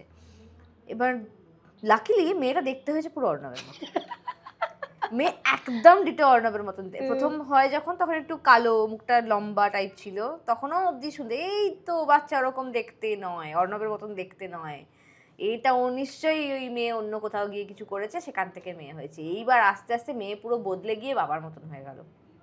কি হবে? কিছু করবো না। আরে এত অ্যাজাম্পশন সব মিথ্যে হয়ে গেল, মিথ্যে হয়ে গেল। কি দুঃখ কি এদের, দুঃখ এদের। মানে এবার এবং আপনারা যে লোকগুলো বলেছিল সেই লোকগুলোই আমার মেয়ের অন্নপ্রাশনে এসে দিব্যি খেয়েছে, ঘুরেছে। তুমি তাদের ইনভাইটও করেছো? আমার শাশুড়ি মা, আমি তোলে জীবনও এদের, আমার শাশুড়ি মা করেছেন, কারণ তার ছেলের বিয়ে বড় করে দিতে পারেনি, তার একটা আক্ষেপ। সে মোটামুটি 450-500 লোক নেমন্তন্ন করে ওরে বাবারে, নাতির অন্নপ্রাশন সেলিব্রেট করেছে, এবং যারা আমার সম্পর্কে এই কথাগুলো বলেছে তাদেরকে নিয়েই সেলিব্রেট হয়েছে। এটা আমার কাছে আক্ষেপ। আমার শাশুড়ি মার সাথে তর্ক হয়েছে, মানে তারও খারাপ লেগেছে যে তার পুরুষ, তার ছেলেটিকে পুরুষ নয় বলে আখ্যা দিয়েছে। জানেই না এটা, ও জানে না, তাহলে ঠিক বলিনি। আছে। আচ্ছা, কারণ তিনি বোঝেন না এগুলো, ঠিক আছে? এই যে একটা মেয়ে সম্পর্কে এই কথা যে কেউ ভাবতে পারে, সেটা তিনিও বিশ্বাস করতে পারেন না, তিনি মানতেই পারেন না যেগুলো কেউ বলতে পারে। আমি বলিনি কিছু। মানে মেয়েদেরকে দোষ দেওয়া তো সবার আগে ইজিলি, বাট আমার যাদের বক্তব্য যে আপনারা যারা লোকের কথায় বিশ্বাস করে চলেন বা লোকের কথায় কান দেন, তারা নিশ্চয়ই এটা শুনে বুঝতে পেরেছেন যে এগুলো একদম বন্ধ করে দিন। কানটা জাস্ট মানে ওই 3টে হনুমানই আমাদের ওরা best। রয়েছে পাশে, তোমাকে কিছু বলবে বলেই, ঠিক আছে? আর তুমি যদি ওই কথাটা শুনে বসে পড়ো, তাহলে কি রেজাল্ট হবে সেটা আমরা কম বেশি সবাই জানি, যারা আমরা ইন্ডিপেন্ডেন্ট ওমেন বলে নিজেদেরকে ক্লেম করি। আমি যদি ওই লোকটার কথা শুনে বাড়িতে বসে যেতাম, তাহলে আমাকে এতগুলো লোক কোনোদিন চিনতে পারতো না, তোমার এই ক্যাফে হতো না, তোমার কোনোদিন কাজ হতো না, তুমি বাড়িতেই থেকে যেতে। একদম তাই, ঠিক আছে? তো এই মেয়েদেরকে একটা কথা বলবা যে তোমরা কিন্তু বেরিয়ে এসো ভাই, ঠিক আছে? তোমরা না বেরোলে, তোমরা যদি মনে করো যে আমি ওই লোকটা কি বলবে সেইভাবে বাড়িতে বসে গেলাম, তুমি বসেই যাবে। আর নিজের ইচ্ছের যদি না ভ্যালু বলো, ক্রিয়েট করতে তুমি পারো, তুমি আগে নিজে, তারপর অন্য কেউ। এক্স্যাক্টলি। সেটা ছেলের ক্ষেত্রেও কিন্তু বলছি আমি, এই ছেলেদেরকে একটা টাকা তৈরি করার মেশিন হিসেবে কিন্তু তার মা বাবাই বানিয়ে দিয়েছে। হ্যাঁ, একদম। আমার বাড়িতে কয়েকদিন আগে একজন এসেছিল, 2024 সালে। সে বাড়িতে ছিল, কিছু কাজকর্ম করতো না, মানে পাচ্ছিল না তার পুরুষ, একটা পুরুষ। তাকে তার বাড়িতে বলা হয়েছে কদিন আর বাবার পয়সায় বসে খাবি। তার মানে কি, মেয়েটা বাবার পয়সায় বসে খাচ্ছে, সেখানে কোনো প্রবলেম নেই, কারণ মেয়েটার বিয়ে দিয়ে শ্বশুর বাড়িতে পাঠিয়ে দেওয়া হবে কিছুদিন পর, তারা সেই মেন্টালিটি নিয়ে রয়েছে। তাহলে ছেলেটা যে তোমার বাড়ির পয়সায় 2-1 বছর বসে খাচ্ছে, তাহলে তোমার তাতে সমস্যা কেন হচ্ছে? তুমি ছেলেটাকে পয়সা তৈরি করার মেশিন তৈরি করে দিচ্ছ, যাতে সে আর একটা মেয়েকে নিয়ে এসে তোমার সংসারে আবার তাকে ঢোকায়, এবং সেই মেয়েও তার স্বামীর পয়সায় বসে বসে খাবে। এই ভাবনাটা তোমরাই তৈরি করে দিচ্ছ। তারপর যখন মেয়েটা বা ছেলেটা তার এগেইনস্টে কথা বলছে, তখন তোমাদের খুব খারাপ লাগছে, বলছে আজকালকার ছেলে মেয়েরা খারাপ। একদমই তাই। মানে আমরা সোসাইটির এই অবস্থা করেছি, এবং ভয় দেখানো, ভগবানের ভয়, এর ভয়, ওর ভয় দেখিয়ে দেখিয়ে দেখিয়ে দেখিয়ে আজকে সবাইকে এরকম ভাবে। কুসংস্কার তো তোমার কলকাতায় তো কেউ কিছু মানে না। কুসংস্কার আমাদের ওখানে যে কি বিভৎস রকমের চেপে বসে আছে, সেটা ছেলে এবং মেয়ে দুজনকেই কিন্তু সাফার করতে হয়, ঠিক আছে? এই যে ছেলেদেরকে মুড়ো দিতে নেই, দেখবে এখন তোমাদের এখানে হয়তো কলকাতায় শুনবে ছেলেদেরকে আগে একটা বড় মুড়ো দেয়, আমাদের ওখানে বলে ছেলেদেরকে মুড়ো দিতে নেই। তার কারণ ছেলেদেরকে মুড়ো দিলে নাকি মাথা মুড়িয়ে খাওয়া হয়। আসল কথা মৌরলা মাছের কি করে, আসল কথা কিন্তু তা নয়। কথাটা হচ্ছে মাছ নেই তাই। বলো সরাসরি যে ভাই মুড়োয় মাছ নেই, ওটা ছেলেটাকে দিও না, দিও কারণ না। ছেলেটা ডিজার্ভ করে বেটার, তাই ওকে হ্যাঁ। দাগার মাছটা দাও। আর মেয়েটা মেয়ে- ডিজার্ভ করে না, মেয়েটার বেলায় মুড়োটা ঢুকিয়ে দিচ্ছ তুমি তার পাতের হ্যাঁ। মধ্যে। সিরিয়াসলি মানে এবার যে ছেলে বলে দাগাটা রিফিউজ করলে বললে আমি মুড়োটাই খাবো, মৌরলা মাছে তো মুড়ো চিবোচ্ছে, তাহলে কি করবে? সে তো গোটা চিবিয়ে দিচ্ছে, কিন্তু মেইনলি ছেলে মানেই তার পাতে একটা একটা বড়- বড় দাগা থাকবে, ঠিক আছে? আর মেয়ের মাথায় এবার যেই ছেলেটা দাগাটা রিফিউজ করে বলে আমি মুড়ো খাবো, সে পুরুষ নয়। সে পুরুষ নয়। কি কাণ্ড ভাই, খাওয়ার উপরও পুরো পৌরসত্ব নির্ভর করে। সব কিছুতে তোমার পৌরসত্ব ডিপেন্ড করছে, তোমার দাড়ি বেরোলো কি বেরোলো না সেটাতেও তোমার পৌরসত্ব ডিপেন্ড করছে, তুমি তোমার বউয়ের এগেইনস্টে কিছু বললে কি বললে না সেটার আবার তো উপরে তোমার যেন কি পৌরসত্ব হয়ে যায়, depend বউয়ের করছে। কথা শুনলে যেন ভেরুয়া। ভেড়ুয়া, আমাদের গ্রাম্য ভাষায় বলে ভেরুয়া। ভেড়ুয়া। আমার বর আমাকে এত সাপোর্ট করে সব কিছু, মানে এই সাপোর্ট কথাটাও খুব বাজে কথা, he is no one to support me. পাশে আছে বন্ধুর মতো। সে আমার পাশে আছে সব কিছুতে, আমি যা চাই সেটা সে ফুলফিল করে বা পাশে থেকে। একটা মহিলা কদিন আগে একটা কথা বলছে যে আমার বর আমাকে সব কিছুতে স্বাধীনতা দিয়েছে। কি বোকা বোকা কথা, তো ও তোমার স্বাধীনতা দেওয়ার কে ভাই? ভাই? তুমি একটা নিজে ইন্ডিপেন্ডেন্ট মানুষ, তুমি একটা ব্যক্তি মানুষ, ব্যক্তি স্বাধীনতা বলে একটা জিনিস আছে। তোমার বর তোমাকে স্বাধীনতা দিয়েছে বলে তুমি একটা নতুন কাপড় কিনতে পেরেছো, এটা কোনো কথা? আর সেটা তুমি প্রাউডলি বলছো লোকের সামনে। তোমার মধ্যে এই বোধটাও নেই যে ওটাও একটা পরাধীনতা? জিজ্ঞেসই বা করতে হবে কেন, কি করছি না করছি? এটা মেয়েরাই বোঝে না। না বোঝে না তো, একদমই বোঝে তোমার না। এই কমেন্ট সেকশনে বা আমাদের ভিডিওর কমেন্ট সেকশনে বেশিরভাগ মহিলারা এসে এই ধরনের হ্যাঁ একদমই তাই। দেখবে, মানে আমি বিফ খেয়েছি বলে আমার বর আমাকে ছেড়ে চলে গেছে, এটা যদি মানে বিফ খেয়েছি বলে আমার বর ছেড়ে চলে গেছে, মানে আমার বর বিফ খাওয়ার জন্য ওয়েট করছিল, এই স্বরলিপি বিফ খাবে, আমি ওকে ছেড়ে দিয়ে চলে যাব। কি করে বোঝাবো যে আমার বর মানে যিনি ছিলেন তিনি বেশি বিফ খেতেন আমার থেকে, সেই আমাকে বিফ খাওয়া শিখিয়েছে।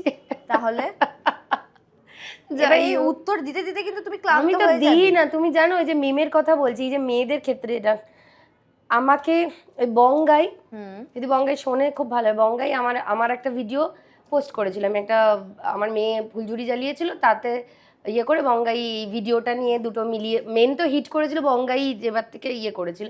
তারপর বঙ্গাই আমার পেজটাকে ওর পেজে নিয়ে গিয়ে প্রমোশন করে, যাই হোক প্রচুর টাকা রোজগার করে সেটা থেকে। যেটা হয়েছিল, আমাকে রেগুলার ফোন আসতো, মেসেজ আসতো, আমার মেল আইডি কোত্থেকে নিয়েছে আমি জানি না, ফোন করতে এবং লিখতো তোমার দাম কত, তুমি 1 ঘন্টায় কত টাকা নাও। মানে আমি ভাবতে পারিনি এটা, লোকের রাগ। এবং বৈঠকের পেজে ঢুকে ঢুকে এই এখানে খেতে যাস না, এর প্রস্টিটিউট, হোর, এ শরীর বেচে খায়, এইভাবে কমেন্ট আসতো। একজন মহিলা আছেন, আমি প্রকাশ্যে নাম বলতে চাইছি না, একজন মহিলা আছেন, তিনি বেশ 1-1.5 বছর আগে একটা বক্তব্য তুলেছিলেন যে কোথাও একটি নার্সিং কলেজ আছে, সেখানে 70টা মতন মেয়ে থাকে, তারা মেয়েদের এত টাকার চাহিদা, তারা প্রত্যেকদিন রাত্রে নিজেদের শরীর বিক্রি করতে যান, সেখান থেকে তারা রোজগার করে নিজেদের চাহিদা পূরণ করে। আমার কাছে বক্তব্য হচ্ছে সেই 70টা মেয়ের পিছনে তো 70টা ছেলেও ছিল, নিশ্চয়ই মেয়ে সেখানে গিয়ে প্রস্টিটিউশন করছিল না? আর তাহলে এই যে ছেলেগুলো গেছে, তারা ওখানে প্রাণায়াম করতে গিয়েছিল, টাকা ওড়াতে গেছিল, তারা নিজেদের শারীরিক চাহিদাটা তাহলে কন্ট্রোল করুক, তাহলে তো এদের প্রয়োজনীয়তাটা কমে যাবে। একদমই তাদেরকে তাহলে তাদের একটা ওয়ে বন্ধ হয়ে সে যাবে। তো নিজের শরীরটা দিয়ে রোজগার খেটেছে তো ভাই। তুমি ছেলেদেরকে বারণ করো, যদি ছেলেরা আজকে না যায়, আমাদের যে কলকাতার যে রেড লাইট এরিয়া আছে, যদি সেখানে ছেলেরা না যায়, পুরুষরা না যায়, তাহলে ওই জায়গাটা চলবে। তাহলে তুমি পুরুষদেরকে ধরছো না, তুমি মেয়েগুলোকে ধরতে চাচ্ছ। না একদমই তাই। এবং বিদীপ্তাদির এইবারের এপিসোডটাতে তুমি দেখবে বন্ধুর বান্ধবীর ছেলেকে বিয়ে করেছে, বিটসাদা বিদীপ্তাদির থেকে ছোট। এরকম তো বহু ঘটনা আছে যে হাঁটুর বয়সী মেয়ের সাথে বিয়ে করেছে, হ্যাঁ হ্যাঁ, তখন তো কেউ কিছু বলে না। তো এই যে বড় স্বামী হলে প্রবলেম নেই, কিন্তু বড় মেয়ে হলে প্রবলেম আছে কেন? সুতরাং যেটা বোঝা যাচ্ছে যে সোসাইটির কথা কানে না দিয়ে নিজের কাজ নিজে করো, নিজে কি করতে চাও সেটাতে ফোকাস করো। এবং প্রিয়াঙ্কা যেভাবে পডকাস্ট নিজের কন্টেন্ট ক্রিয়েট করে দুজনে মিলে, অন্য প্রিয়াঙ্কা সেরকমভাবেই কিন্তু ও বলেও কথা, যেটা আমার খুব ভালো লাগলো যে প্রিয়াঙ্কা যেরকম আমি যা কন্টেন্টে বানাই সেটা আমি জীবনে যাপন করেছে। ফেক একটা ওই পর্দা আমি রাখতে চাইনি জীবনে, আর আমার কন্টেন্ট ক্রিয়েশনেও সেই নেই। আমি ওই কথাটা যখন বলেছিলাম যে সন্তান নিতে আমি চাইনি, তৎসত্ত্বেও আমার সন্তান আছে, হ্যাঁ কোথাও না গিয়ে তো মতটা ডিফার করছে, কিন্তু আমি লোককে এটা প্রকাশ্যে কখনোই বলে বোঝাতে পারবো না যে আমি মা হতে চেয়েছিলাম তখন, কারণ তখন আমি জানতাম জানতাম না, না, কেউ জানায়নি কেউ আমাদের যে অর্ণবও জানতো না। অর্ণব আমাকে বারণ করেছিল কিছু বুঝে, কিন্তু আমি শুনিনি ওর কথা। কিন্তু এখন এসে বুঝছি যে না, সন্তান নেওয়াটা একদম বাজে কাজ, খুব ভুল কাজ। ঠিক আছে, আমি আমার সাময়িক আনন্দের জন্যে আমি বাজা কথাটা শুনবো না বলে আমি সন্তান নিয়ে নিলাম, ঠিক আছে, কিন্তু তার পরবর্তী যে প্রবলেমগুলো শুধু আমাকে ফেস করতে হচ্ছে তা নয়, ভবিষ্যতে আমার মেয়েটাকেও ফেস করতে হবে। একদম। তাহলে এই আমি সময় একটা দাঁড়িয়ে অনিশ্চিত ভবিষ্যতে আমার সন্তানটাকে রেখে দিয়ে আমি চলে যাব, তাহলে আমার সন্তানের কি হবে? কি হবে বলো? সত্যি তাই। আমরা যারা আজকে যারা মা সন্তান হয়েছে, হয়েছে, তারা সেন্সিবল মা যারা হয়েছে, এটা পয়েন্ট আমি আবার বলছি, সেন্সিবল মা যারা আমরা হয়েছি তারা কিন্তু এটা প্রত্যেক মুহূর্তে ফিল করতে পারবেন, যদি না খুব বড় টাকার ব্যাকআপ থাকে। থাকলেও কোনো ঠিক অ্যাসিওরেন্স নেই। এবার বলো যে তোমার কুকুর ছানা, তার বয়স কত? ওদের আজকে 31 দিন কমপ্লিট হলো। আচ্ছা, যারা এসছে যারা নতুন তাদের নতুন। 31 দিন কমপ্লিট হলো। আর এমির বয়স 2 বছর। ইমি, এমি, এমি। হ্যাঁ এমি নামটা এসছে, কিন্তু আমরা আর্জেন্টিনার ফ্যান। আচ্ছা, হ্যাঁ ফুল ফ্যামিলি আর্জেন্টিনার ফ্যান। আচ্ছা। আমাদের এরকমই ভাবনা আছে, আগামী দিনে প্রচুর বাচ্চা আমাদের তোমরা কাছে নিশ্চয়ই আসবে। মেসিকে দেখতে যাওনি? না, আচ্ছা। প্রথম কথা যাইনি, আমার অত পয়সা নেই। দ্বিতীয় কথা যাইনি, আমি জানি এই ওয়েস্ট বেঙ্গলে এই মুহূর্তে দাঁড়িয়ে কোনো কাজ সুষ্ঠুভাবে হতে পারে না। ভেরি গুড, তুমি যে এত তাড়াতাড়ি মানে এত দেরিতে এত তাড়াতাড়ি জেনে গেছো। আমি জানি এটা হবে, আমি জানতাম, ঠিক আছে, তাই জন্য যাইনি। হ্যাঁ। আর আমাদের এরকম ভাবনাই আছে, এরপর আমাদের আরো বাচ্চা আসতে থাকবে, মানে আমি ওদের ছাড়া বাঁচতে পারবো না আমার আচ্ছা, তুমি জীবনে। খুব ডগ লাভার। মানে সেই বলে না, আমার বাড়িটা কিন্তু ওদের জন্যই তৈরি। আচ্ছা, দে আর দ্য ওনার, আমি ওদের বাড়ি আশ্রিত। আচ্ছা। আমাদের ফ্যামিলির সবাই। এমি কবে এনেছো? এমি এমিকে এনেছিলাম 2024-এর জুলাইতে। মানে আর্জেন্টিনা কার এমি? এমি হচ্ছে আমাদের যে আর্জেন্টিনার গোলকিপার এমি মার্টিনেজ, আচ্ছা, সেইখান থেকে এমির নাম। আচ্ছা, এরপর যে আসবে তার নাম হবে লিও। আচ্ছা, তারপর যে আসবে তার নাম মারিয়াম, সেট করা আছে আমাদের। আচ্ছা।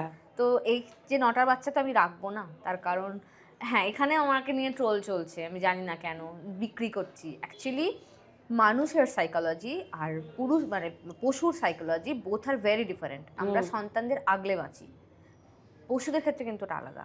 ওরা চায় বাচ্চা যত তাড়াতাড়ি ইন্ডিপেন্ডেন্ট হবে, তারা নিজেদের মতন করে নিজেরা থাকতে শুরু করবে, তারপরে কিন্তু আর একটা জেনারেশন ওদের আসবে। ওরা ওদের বংশ বিস্তারে বিশ্বাসী, সেই জন্য ওদের অতগুলো করে বাচ্চা হয়। যেহেতু ওদের লাইফ স্প্যান কম, সেই জন্যে কিন্তু ওরা চায় আমাদের বিস্তারটা আরও বেশি হোক। সেই জন্যে ওই 45-50 দিন পর থেকে ওরা বাচ্চাদেরকে নিজেদের থেকে দূরে করে দেয়। এটা মা নিজেই করে। এটা কিন্তু তুমি যদি এখন বলো ক্যামেরাতে, সবাই বলবে বাজে কথা, গল্প কথা। এটা খুব সত্যি কথা, আমি প্রচুর রিসার্চ করেছি। জানি আমি, এটা সব পশুদের মধ্যেই এটা আছে, এটা আছে। বাঘেও বাঘ আছে। দেখবে শিকার শুরু করিয়ে দেয় যখন বাচ্চাকে, তারপর সে পাখিদের আছে উড়তে শিখিয়ে দিল, মানে তারপর কিন্তু মায়ের সাথে আর কোনো সম্পর্ক থাকে না। হ্যাঁ, তো এটাও তাই। তো তারপর ওরা চলে যাবে, আবার নতুন বাচ্চা ঢুকবে, এভাবে চলবে আর কি। তো এমি কত বছর বয়সে এসেছিল তোমার কাছে? এমি এসেছিল আমার কাছে 45 এটা কি দিনে। ব্রিড? এমি গোল্ডেন রিট্রিভার। আচ্ছা, বাবারে। এমির 45 দিন যখন বয়স, তখন আমি ওকে নিয়ে আসি। আর এরপর আসতে চলেছে হাস্কি। আচ্ছা, সেটা নিয়েও একটা চলছে preparation.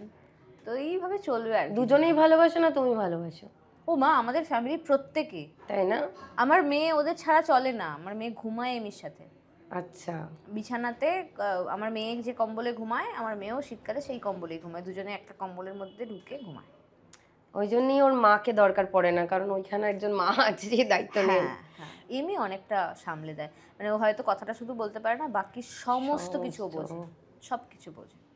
And we are very lucky যে এমি আমাদের সঙ্গে আছে। She is not lucky, we are lucky. হ্যাঁ, তো এই জায়গাটা খুব ভালো লাগে। আর এখন ওই ছানাগুলোকে নিয়ে তো খুব সুন্দর একটা সময় কাটাচ্ছি সবাই মিলে ফ্যামিলিতে। ওরা চলে গেলে খুব কাঁদবো আমি, ভীষণ কাঁদবো। তুমি বিক্রি করছো ওদেরকে? হ্যাঁ, এবার বিক্রি কেন করছি? ফ্রিতেও তো দিতে পারো না, কেন দেবে? হ্যাঁ, দিতে পারতাম, কেন দিচ্ছি না? যে মানুষটার সেট আছে মেন্টালিটি যে আমি ফ্রিতে একটা বাচ্চা এনেছি, মানে আমি টেক কেয়ার করতে পারবো না, সে টেক কেয়ার করতে পারবে না বলেই বাচ্চাটা ফ্রিতে চাইছে। একদম। একটা গোল্ডেন রিট্রিভারকে প্রপার টেক কেয়ার দিতে পার মান্থ নিয়ার অ্যাবাউট 15,000 খরচা। হ্যাঁ, এটা আমি করি, আমি করব, তবেই আমি একটা বাচ্চাকে আনবো। তাহলে তার যদি সেই অ্যাট এ টাইম একটা টাকা ইনভেস্ট করার মতন ক্ষমতা না থাকে, তাহলে সে বাকি বছরগুলো বাকি যে কটা দিন সে বাঁচবে সে কি করে চালাবে? অন্য কোথাও ছেড়ে দিয়ে চলে আসতে ছেড়ে পারে, দিয়ে চলে দায়িত্ব আসতে হবে। নাও আমি নিতে- সেক্ষেত্রেও একটা পেপার তৈরি করব, আমি সাইন করাবো তাকে যে তুমি যদি, আমি প্রত্যেক মাসে সেই বাচ্চাকে দেখবো, ভিডিও কল করে দেখবো, তার বাচ্চা নিয়ে যাওয়ার পর 1 মাস পর্যন্ত তার পটির ছবি আমাকে পাঠাতে হবে, কারণ তার পটি ঠিকঠাক আছে কিনা সেটা আমি দেখবো। তাকে আমি মাঝে মধ্যে গিয়ে দেখতে চাইবো, ভিডিও কলেও দেখতে পারি। আর যখন মনে হবে আপনি বাচ্চা রাখতে পারছেন না, রাস্তায় কখনো ছেড়ে দেবেন না, আপনি আমার বাচ্চা আমার কাছে ফেরত দিয়ে যাবেন, ঠিক আছে? এটা যদি আমি কখনো খবর পাই যে আপনি বাচ্চাটা রাস্তায় ছেড়ে দিয়েছেন বা কাউকে দিয়ে দিয়েছেন উইদাউট মাই পারমিশন, আমি কিন্তু আপনার এগেনস্টে লিগ্যাল কেস করবো, আমি স্টেপ নিতে পারি। এইরকম ভাবে একটা জিনিসকে সাজিয়েছি, দেখা যাক তারপর কি হয়। হ্যাঁ, এরকম অনেকেই ভালোবাসে এবং একাকিত্ব দূর করে ভীষণ। ওরে বাবা, ওরা যে পজিটিভিটি তোমার মধ্যে ছড়াবে, মানুষ ছড়াতে পারবে না। আমরা মানুষের সাথে সম্পর্ক রাখি না, আমরা ওদের সাথে সম্পর্ক রাখি। আর তার জন্য বোধহয় তোমার কলকাতাতেও আসার দরকার পড়ে, বন্ধুরও না দরকার না না, একদম একদম, এটা ঠিক। এটা অন্যতম কারণ আমার কলকাতায় না আসার, কারণ কলকাতায় এলে অতগুলো বাচ্চা নিয়ে থাকা খুব অসুবিধা, কারণ অত বড় ফ্ল্যাট আমি কোথায় পাবো? এটাই তো বললাম, ভালোই হচ্ছে তোমরা সিঙ্গুরে। সেই ফ্ল্যাটের যে দাম হবে আমি এফোর্ড করতে পারবো না।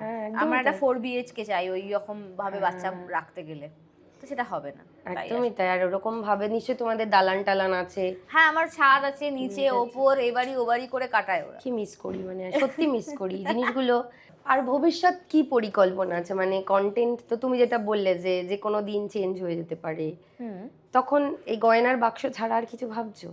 গয়নার বাক্স ছাড়া আমি একটা ক্যানেল তৈরি করতে চাই, পেট ক্যানেল। হ্যাঁ, এটা খুব ভালো। পেট ক্যানেলটা তৈরি করব, সেখানে শুধুমাত্র যে বাইরের ব্রিড থাকবে তা নয়, আমি ওই যারা স্ট্রিট ডগ আছে আমি সেগুলোকে নিয়েও কাজ করতে চাই। আমি সেগুলো বলতে চাই না লোকের কাছে, মানে লোক বলবে বড়াই করছে বা কিছু বলবে, মানুষজন তো এখন সব কিছুতেই জাজ করে। না, আমি তোমার কাছে জানতে চেয়েছি লোক কি ভাববে নিয়ে যে ইন্টারেস্টেড। আমি ওইটা নিয়ে কাজ করতে চাই, ভীষণ রকম কাজ করতে চাই।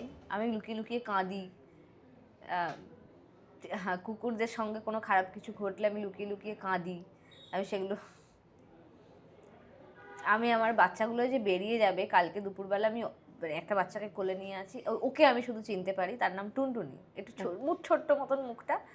আমি ওকে কোলে নিয়ে ভাবছি এরা আমার থেকে চলে যাবে, আমি রাখতে পারবো না এদেরকে, কারণ আমার বাড়িতে অত স্পেস নেই যে আমি সব 9টা বাচ্চাকে রেখে দেবো, এবং তার একটা বড় খরচা, মানে 9টা বাচ্চার পিছনে আমার যে খরচা, ভাবতে পারছো কোন জায়গায় যাবে, সেটা সম্ভব না আমার পক্ষে। তাই জন্যই তাদেরকে দিয়ে দেওয়া, চলে যাবে। আমার বাড়িতে যে জায়গাটায় ওরা থাকে সেই জায়গাটা একটা গন্ধ, সেই জায়গাটার একটা গরম, একটা ওয়ার্মনেস আছে যেটা আমি কোথাও পাই না।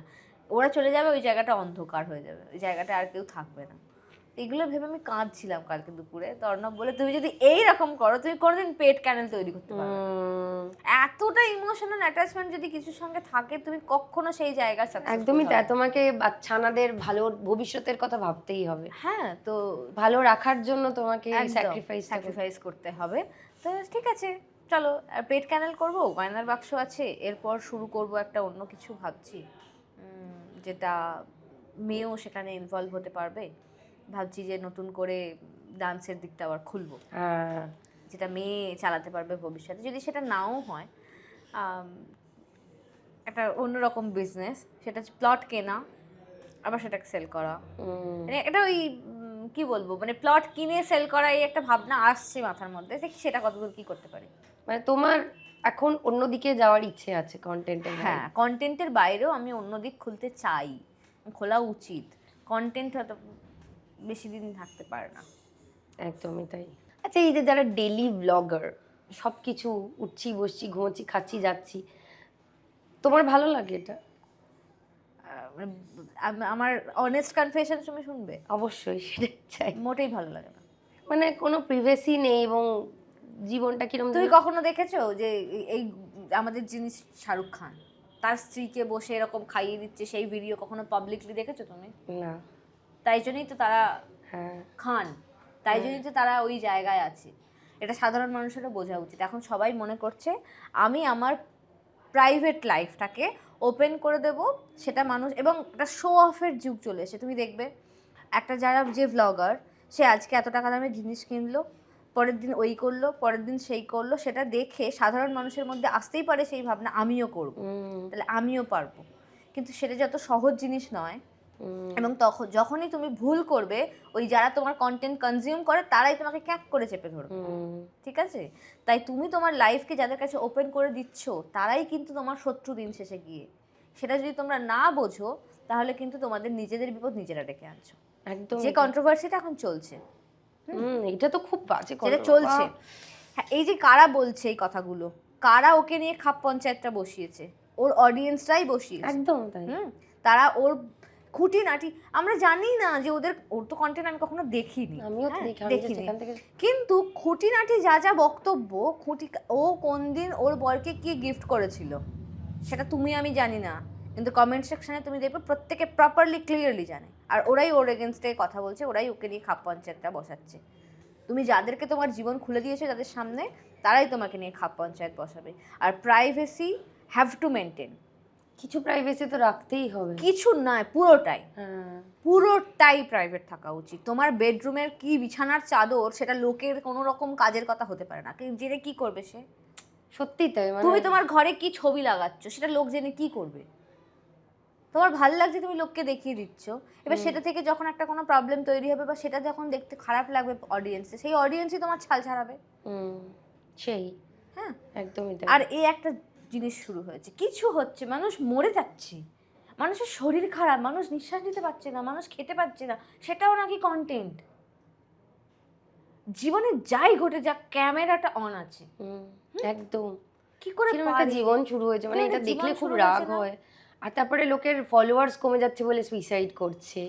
হ্যাঁ, এটাও তো তার একটা অন্যতম দিক, একটা ব্যাড সাইড এটা, যে আমার কন্টেন্টে মানুষজন হ্যাপি হচ্ছে না, সে আমাকে আনসাবস্ক্রাইব করতেই পারে, আমাকে আনফলো করতেই পারে, কিন্তু সেটা আমার লাইফে এতটাই এফেক্টিভ হবে, এটা নেশার মতন হয়ে গেছে।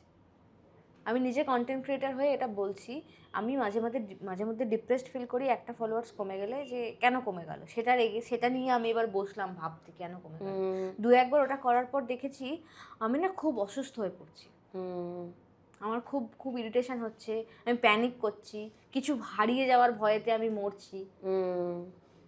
এটা একটা রোগ। খুব তখন নিজেকে রিকভার কি করে করছো? তখন রিকভার করছি, অনেক কষ্টে করছি, কিন্তু তারপরে নিজেকে বোঝাচ্ছি যে এটা আমার জীবনের একমাত্র উদ্দেশ্য নয়। এক্স্যাক্টলি, এটা আমার জীবনের সব কিছু নয়। আমি একটা সাময়িক হয়তো বছর পাঁচেক আমি এখান থেকে টাকা রোজগার করার ভাবনায় রয়েছি, তাই আমার কাছে এটা একটু বদল করছে, কিন্তু আগামী 5 বছর পর আমার অন্য কিছু ভাবতে হবে, তাহলে আমার সেই প্রিপারেশনটা এখন থেকে নিতে হবে, তাহলে আমি সেটা করি। ঠিক আছে, যখন এটা কমছে তাহলে আমি ওটা নিয়ে ভাবতে শুরু করি, এইভাবে নিজেকে আমি বাঁচাই। ভেরি গুড, এবং এটা হওয়া উচিত। একটা জায়গায় সাকসেসফুল হলে সেটা নিয়েই শুধু পড়ে থাকলে আর সেটা নিয়ে দুশ্চিন্তা করলে আরো তলিয়ে যাবে তুমি, কারণ তুমি যা ভাববে তোমার সঙ্গে তাই হবে। হ্যাঁ, এটা তো সিক্রেটের রুল, যে তোমাকে একদম। তুমি যেটা চাও সেটা যেতে ভয় পাও তুমি সেটাই আলটিমেটলি জীবনে ফেস করতে হবে তোমাকে, এবং তুমি যেটা চাও সেটা নিয়ে কন্টিনিউ কাজ করো। আমি জানো তো ছোটবেলা থেকে এটাই ভাবতাম, যে আমার ভীষণ ভয় করতো, ওই জন্য আমি আমার বৈঠক হওয়ার পর একটা স্টেবল রোজগার, আমি যখন সিরিয়াল করতাম আমি বাচ্চা নিতে চাইতাম, কারণ সিরিয়ালে তো কোনো ফিউচার নেই, আমি ধর কাজ করতে পারছি না, আমার কোনো টাকা নেই, 6 মাস করলাম, তারপরে 2 বছর নাও করতে পারি, এবং কন্টিনিউ ফেস চেঞ্জ হচ্ছে।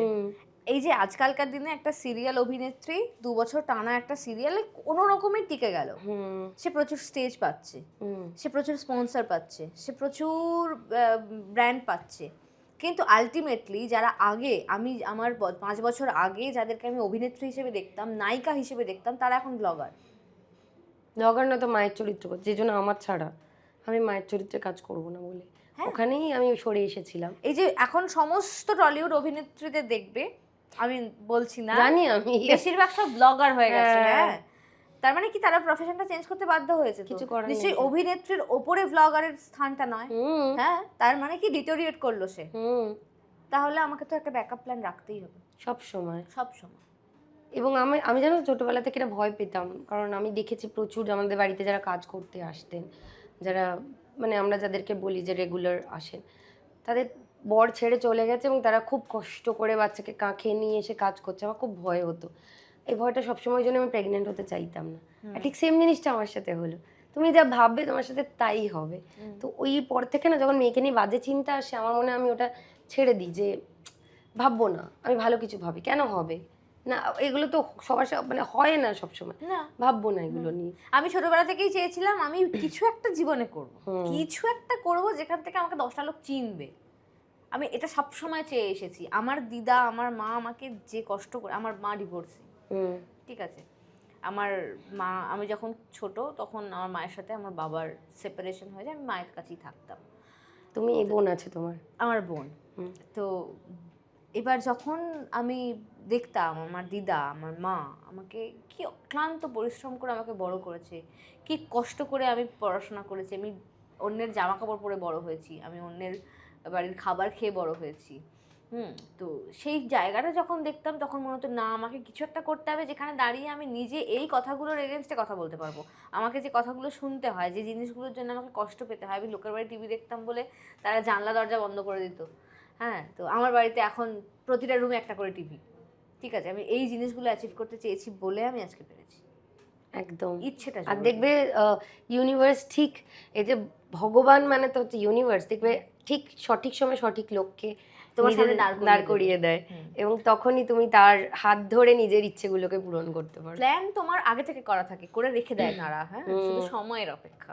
একদম, এটাই হচ্ছে কথা। খুব ভালো লাগলো তোমার সাথে আড্ডা দিতে। চলো আমরা এবার একটু ঝটপট আগুনে ঝাঁপ দিই, র্যাপিড ফায়ার। ওকে, সবসময় তো তোমার সাথে তোমার শাশুড়ি থাকে, মানে অর্ণব থাকে, একা যদি কোথাও যাওয়ার ইচ্ছে হয়, যে তুমি একা থাকবে, কোথাও যেতে ইচ্ছে করবে? কোনো অফবিট জায়গা যেখানে লোকজন খুব কম থাকে, জঙ্গলটাই ভালো। পাহাড়, পাহাড় বা জঙ্গল। পাহাড়ে চিনতে পারবে না আমার মনে হয়, নেপালিরা অত না চেনে না তো, পাহাড় পাহাড় বেস্ট। শাশুড়ির হাতে প্রিয় রান্না? শাশুড়ির পায়েস, পায়েস খুব ভালো রান্না। আচ্ছা, কোনো একজন ফ্যান তোমাকে কিছু একটা দিয়েছে, এরকম কিছু প্রাপ্তি হয়েছে? না, আমি খুব মানে কি অভাগী আর কি, আমার দেয়নি? কোনো ফ্যান কখনো কিছু গিফট করেনি। ওই ছবি এঁকেছে সোশ্যাল মিডিয়ায় পোস্ট করেছে, আর সেটাও যদি একটা গিফট হিসেবে করি তো ঠিক আছে, ওটাই। ওকে, আচ্ছা ধরো এমি আর যাজ্ঞসেনী ডাকলো, তুমি কার দিকে যাবে আগে? আমি মেয়ের দিকেই যাব। কেন যাব বলি, সেটা হচ্ছে এমি তো কথা বলতে পারে না, এমিকে যদি আমি একটুখানি এই করি তাহলে ও কিছুক্ষণের জন্য চুপ থাকবে, দাঁড়িয়ে যাবে, কিন্তু আমার মেয়ে কন্টিনিউয়াসলি আমাকে ওই পোক করে যাবে, ন্যাক করে যাবে, এক্ষুনি করো এক্ষুনি করো এক্ষুনি করো এক্ষুনি করো। তো আমি ওই স্ট্রেসটা নিতে পারবো না বলে আমি মেয়ের কাছে যাব। এটা গুড আনসার, মানে আমি বুঝতে পেরেছি তোমার আনসার। অর্ণবকে শাড়ি ছাড়া আর কিসে ভালো লাগে? এই রে বাবা রে, অর্ণবকে শাড়ি ছাড়া তো অর্ণবকে আমার ভাল লাগে এখন এই মুহূর্তে। ও রোগা হয়েছিল মাঝে, ও এখন আবার মোটা হয়ে গেছে। আচ্ছা, ওকে আমার একটু টি শার্ট এবং কাস্টমাইজ টি শার্ট আর জিন্সে আমার বেস্ট লাগে এই মুহূর্তে। আর কোনো ওকেশন থাকলে আমি নিজে পাঞ্জাবি কাস্টমাইজ করি এবং আমার এক বন্ধু আছে সে কাস্টমাইজ করে পাঞ্জাবি, তার একমাত্র ওর পাঞ্জাবি পরলে আমার অর্ণবকে দেখতে ভালো লাগে। আচ্ছা, আদার্স দোকানের পাঞ্জাবিতে আমার একটু ভালো লাগে না। ভালো লাগে না? না। বাহ, বেশ। তো আমাদের আজকের আলোচনা, অনেকটা আলোচনা হলো এবং খুব ইন্টারেস্টিং আলোচনা হলো। হ্যাঁ, যেটা শুধুই গল্প করে গেলাম। এরকম একটা এপিসোডে আমি প্রথম এলাম, যেখানে এরকম একটা পডকাস্টে প্রথম এলাম যেখানে প্রশ্ন ভিত্তিক আলোচনা নয়, শুধুই গল্প করে যাওয়া এবং খুব ইনফরমেটিভ স্টাইলে গল্প। আমার খুব ভালো লাগলো এটা। Thank you. তোমার জন্য কিছু গিফট আছে। ডেজের তরফ থেকে আছে 30% ডিসকাউন্ট ভাউচার। ওকে, নাইস। প্রতীক্ষণের তরফ থেকে আছে 30% ডিসকাউন্ট ভাউচার। ওকে, লাস্ট্রাদা পাবলিকেশনের তরফ থেকে আছে, এটা এখানেও পাবে, এটা আমার আর সুমিতাদির পাবলিকেশন। ওকে, 30% ডিসকাউন্ট ভাউচার। নেক্সট দিন যখন আসবে বাচ্চাকে নিয়ে এসো, যাজ্ঞসেনীকে নিয়ে, আমার তরফ থেকে একটা 1000 টাকার ভাউচার। ওকে, আচ্ছা, এখানে ও স্টোর, এখানেই তোমার চশমার দোকানটা, ওর ওখান থেকে 25% ডিসকাউন্ট ভাউচার। ওকে, আর বি বনি অনেক জায়গায় স্যালনটা আছে, তার তরফ থেকে একটা 500-এর অফের ভাউচার। আর হাটারি গ্রিলসের তরফ থেকে একটা হচ্ছে 750 রুপিসের ডিসকাউন্ট ভাউচার। ও মা, এসব কবে আমি ইউজ করব? অনেক দিন, এটার কোনো ভ্যালিডিটি নেই না। তুমি এই মুহূর্তে মানে আমাদের এই সোসাইটির জন্য যে তোমরা যে কন্টেন্টটা বানাও, শাশুড়ি বউ, কীরকম সম্পর্কে থাকা উচিত, একটা শাশুড়ি আর বউয়ের সম্পর্ক অ্যাকচুয়ালি কীরকম হলে সব দুজনেই খুব ভালো থাকবে এবং একটা সুস্থ পরিবেশ এবং কি বলবো সোসাইটি তৈরি হবে? প্রথম কথা বলবো, শাশুড়ি আর বৌমা কখনো সমান্তরাল লাইনে আসতে পারে না, ঠিক আছে? শাশুড়ি যখন বৌমা ছিল তখন তাকেও অনেক কিছু সহ্য করতে হয়েছে। এবার যখন তিনি শাশুড়ি হয়েছেন তিনি সেই জায়গাটা নিতে চাইবেন, খুব স্বাভাবিক। তাই বলবো খুব বন্ধুত্বে ভরা যদি সম্পর্ক না হয় তাহলে আমি বলবো আলাদা থাকা উচিত। ঠিক আছে, ছেলে এবং মেয়ে বিয়ের পর তোমরা নিজেদের জায়গা তৈরি করো, দুজনেই কাজ করো, কাজ করে একটা আলাদা জায়গাতে তোমরা থাকো। আর যদি না থাকতে পারো, যদি মনে হয় যে না আমরা কোনো ফ্ল্যাট বা বাড়ি এফোর্ড করতে পারছি না, তাহলে এখানে লিবারেল অ্যাটিটিউড রাখা উচিত ছেলের, এবং শাশুড়ি বৌমাকে কিন্তু একে অপরের বন্ধু হয়ে থাকতে হবে। দুজনকেই দুজনেরটা বুঝতে হবে। শাশুড়ি বৌমা হতে গেলে কিন্তু প্রবলেম আছে। আর শাশুড়িদের একটা কথা বলবো, বৌমাকে না মেয়ের মতো ভাবতে যাবেন না, তাহলেই প্রবলেম। কি রকম ভাবে? বৌমাকে বৌমাই রাখুন, কারণ সে তার মেয়ে কোনোদিনই কখনো হতে পারে না। ঠিক আছে, এটা একটা মিথ, এটা একটা ভুল ধারণা যে আমি আমার বৌমাকে মেয়ের মতন করে রাখবো। কখনোই থাক, আপনি আপনার মেয়েকে যেমন বড়েরা স্বাধীনতা দেয়, সেই রকম বৌমা হিসেবে বৌমাকে মেয়ে হিসেবে রাখা কখনোই হয় না। আপনার মেয়ে যদি কোনো ভুল করতো আপনি একটা থাপ্পড় মারতে পারতেন, কিন্তু সেটা আবার বৌমার ক্ষেত্রে যদি আপনি করতে যান, কারণ আপনি বলেছেন মেয়ের মতন রাখবো, তাহলে কিন্তু উল্টে গন্ডগোল হয়ে গেছে পুরো জিনিসটা। 498 কেস একদম। তাই বৌমাকে বৌমাই রাখুন। আচ্ছা, আমার এই শাড়িটা দিয়েছে 3 আর্ট অ্যান্ড ক্রাফট। তো 3 এর যদি শাড়িটা ভালো লাগে বা অন্য কিছু পোশাক আরও দেখতে চান, তাহলে আমাদের এখানে ট্যাগ করা আছে। 3 এর পেজ আছে ইনস্টাগ্রাম আর ফেসবুকে, সেখানে যান, আর নিচে দেওয়া যে কোডটা আছে সেটা ওখানে গিয়ে পোস্ট করুন পেজটাতে, ওদের পেজে গিয়ে মেসেজে, তাহলে আপনারা ডিসকাউন্ট পেয়ে যাবেন। আর ওদের অনেক দারুণ দারুণ কালেকশন আছে, প্লিজ এটা এক্সপ্লোর করুন। আর আমাদের অনুষ্ঠান ভালো লাগলে অবশ্যই শেয়ার করুন, সাবস্ক্রাইব করুন। আর প্রিয়াঙ্কাকে অসংখ্য ধন্যবাদ আজকে এত দূর থেকে, এবং সিঙ্গুরে এখন অনেকটা রাত হয়েছে, আমরা এপিসোড করছি, ওখান থেকে যাবে, খুব চিন্তার বিষয়, কিন্তু আশা করি ঠিকঠাক যাবে। আমার ড্রাইভারটি খুব ভালো। হ্যাঁ, আর না তোমাকে ওয়েস্ট বেঙ্গলের লোক সবাই চেনে, তো আশা করি এটা একটা সুবিধে। আমি তো মনে করি এখন পরিচিত থাকা খুব জরুরি, না হলে একটু চাপ হতে পারে। সাধারণ মানুষের তো কোনো ভ্যালুই নেই। একদম তাই, একদমই তাই। খুব ভালো থেকো এমি এবং যাজ্ঞ সেনীকে নিয়ে, ছানাদের নিয়ে, এবং শাশুড়ি অর্ণবকে নিয়ে। একদম, তুমিও খুব ভালো থেকো তোমার ছানাকে নিয়ে। তোমার কাজ আরো আরো আরো আরো বড় হোক, আরো সুন্দর হোক, আরো ভালো হোক। এমনি তুমি সুন্দর কাজ করো, তো আরো ভালো হোক। এই 2026 আরো অনেক কিছু আসুক তোমার জীবনে। Thank you. আমাদের এই পর্বের প্রশ্ন হলো আমাদের আজকের অতিথি প্রিয়াঙ্কা। প্রিয়াঙ্কার পোষ্যর নাম কি? প্রিয়াঙ্কার পোষ্যর নাম কি? ঝটপট উত্তরটি পাঠিয়ে দিন নিচে দেওয়া মেল আইডিতে। আর অনুষ্ঠানটি ভালো লাগলে অবশ্যই শেয়ার করুন, সাবস্ক্রাইব করুন। হাইপ বাটনটি প্রেস করতে কিন্তু ভুলবেন না। সবাই খুব ভালো থাকুন, ধন্যবাদ।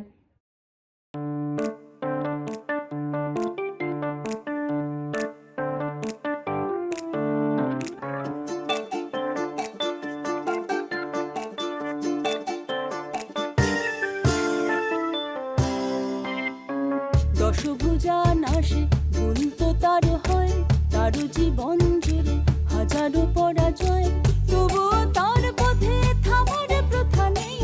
আগল যায় সরে চলার খেয়ালে, সীমানা ভোলার দুরানা সেই। কপালে লেখা টেখা কিছু নেই, আছে যা তাকে বলে ধপ।